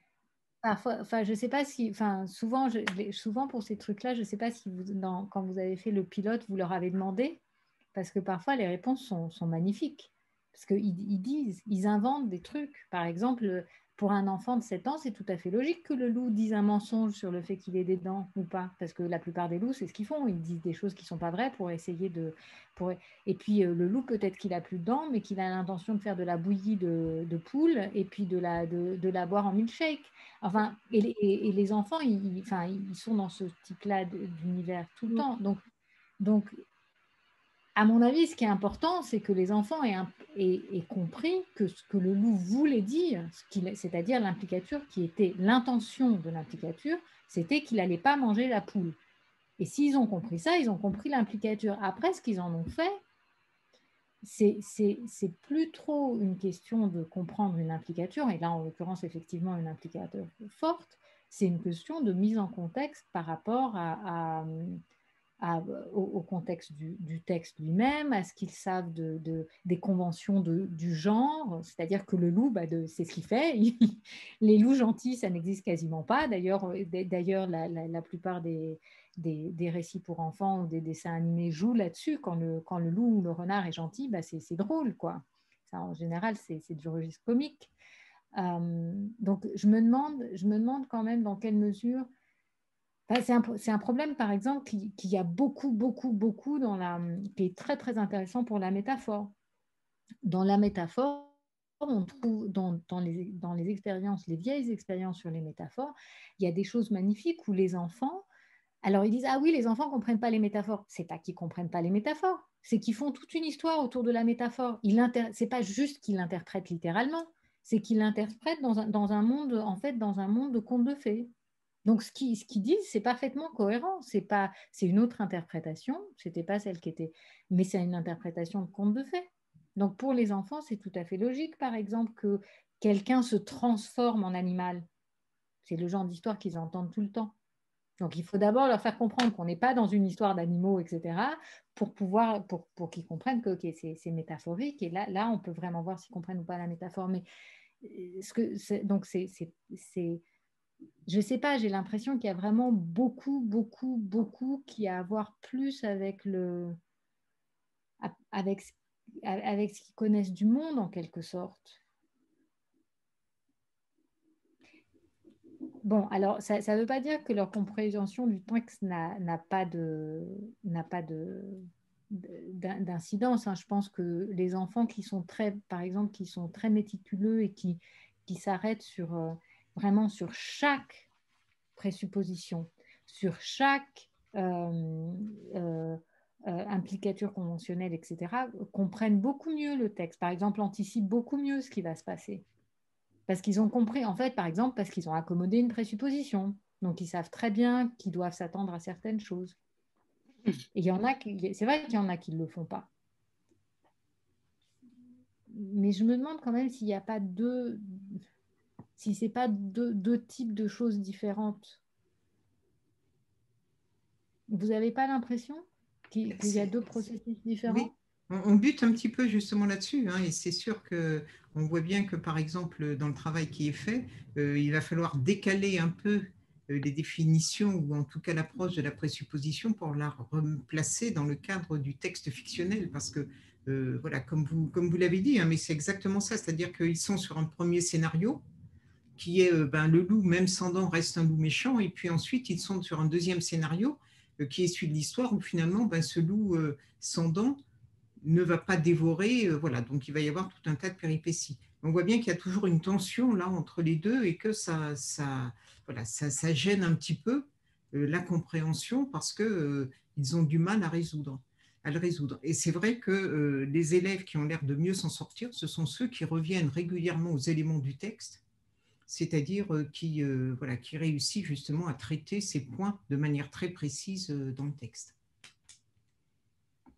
Je me demande, je ne sais pas si vous avez vu ça du tout, mais je me demande, ça c'est juste une observation personnelle, s'il n'y a pas de grandes différences en fait, quasiment de tempérament, en quelque sorte. C'est-à-dire qu'il y a des enfants qui vont lire les textes de manière très, très précise, qui justement vont rester très près du texte, et d'autres enfants qui peuvent être d'excellents lecteurs, hein, qui vont aller beaucoup plus vite, qui vont lire en fait de manière plus superficielle. Par exemple, s'attarder moins sur les expressions précises qui ont été utilisées.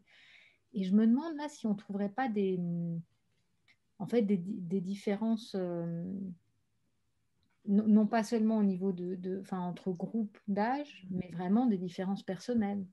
En tout cas, pour les mauvais lecteurs, c'est clair que quand on catégorise les difficultés de lecture, ça repose absolument sur ce type de fonctionnement. Maintenant, sur les bons lecteurs, normalement, quelle que soit leur modalité d'approche, ils arrivent tous à élaborer une représentation cohérente. Mais pour les faibles lecteurs, ça c'est évident, c'est vraiment le point, ceux qui traitent le texte, ceux qui restent dans le texte, ceux qui font des liens, ceux qui s'éloignent du texte. Enfin voilà, on a une typologie comme ça de difficultés de lecture, en effet, qui repose là-dessus. Non, c'est passionnant. Je me demande si ça vaudrait pas la peine de jeter un coup d'œil à cette littérature sur les implicatures faibles, en fait, et en particulier sur les implicatures faibles dans la littérature. C'est-à-dire le rôle des implicatures faibles, des implicatures diffuses dans la littérature. La littérature que je connais, par exemple, la théorie de la pertinence a toute une littérature là-dessus. C'est évidemment pour la littérature adulte, mais je me demande, en vous parlant, si ce ne serait pas des choses très similaires qui passeraient dans ce type d'implicature pour l'enfant, avec des espèces de processus similaires. Mais du coup, tu penses à quel texte, à quel auteur, en fait? Alors, il y a donc dans la théorie de la pertinence, il y a toute une partie, alors que je connais pas très bien, hein, je dois avouer, parce que toute une partie qui a adapté en fait la théorie au texte littéraire pour montrer que ça pouvait marcher aussi, mais que c'est un peu différent. Il me semble que Billy Clark a travaillé là-dessus.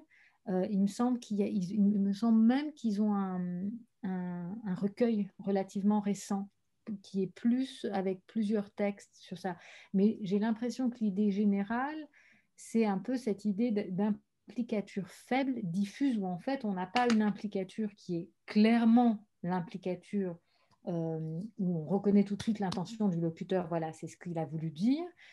Mais un groupe d'implicatures, un set d'implicatures beaucoup plus diffuse et plus faible, où la responsabilité de l'auditeur où en fait l'auditeur est responsable en grande partie des implicatures qui va dériver, parce que c'est toute cette série d'implicatures faibles.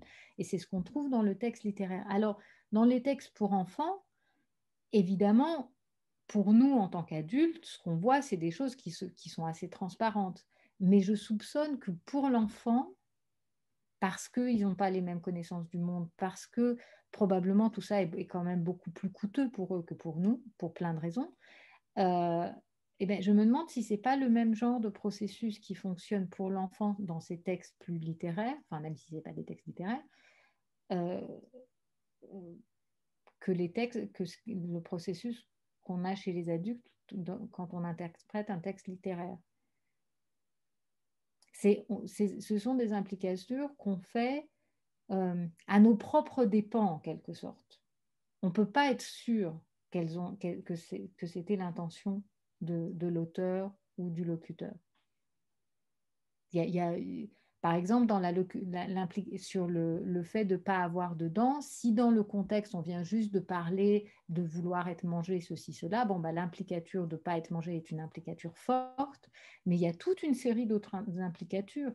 Par exemple, vous disiez tout à l'heure d'être gentil, de ceci, ça c'est pas facile de dire que c'est l'intention du locuteur. Ça peut l'être ou peut-être pas. Le loup, il peut être très méchant et ne pas avoir envie de manger, enfin ne pas pouvoir manger la poule. C'est la Donc, si le... différence entre gentil et inoffensif. La différence, oui, mais c'est vrai, c'est important. Non, mais Absolument. non, enfin, je trouve ça très intéressant et puis surtout, je trouve ça vraiment intéressant de me dire, je sais pas ce qui a été fait même chez l'adulte. Je pense qu'on a assez peu de données chez l'adulte sur ce type-là d'implicature. Et en fait, je ne sais pas si ça n'a jamais été lié directement à cette littérature sur la lecture chez l'enfant.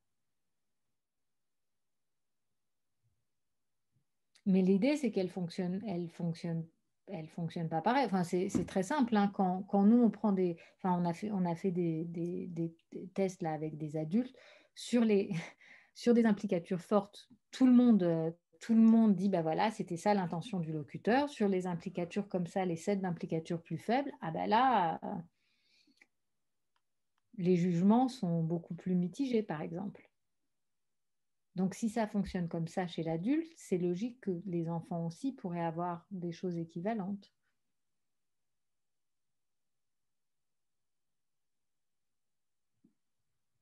Je ne sais pas, c'est juste une idée.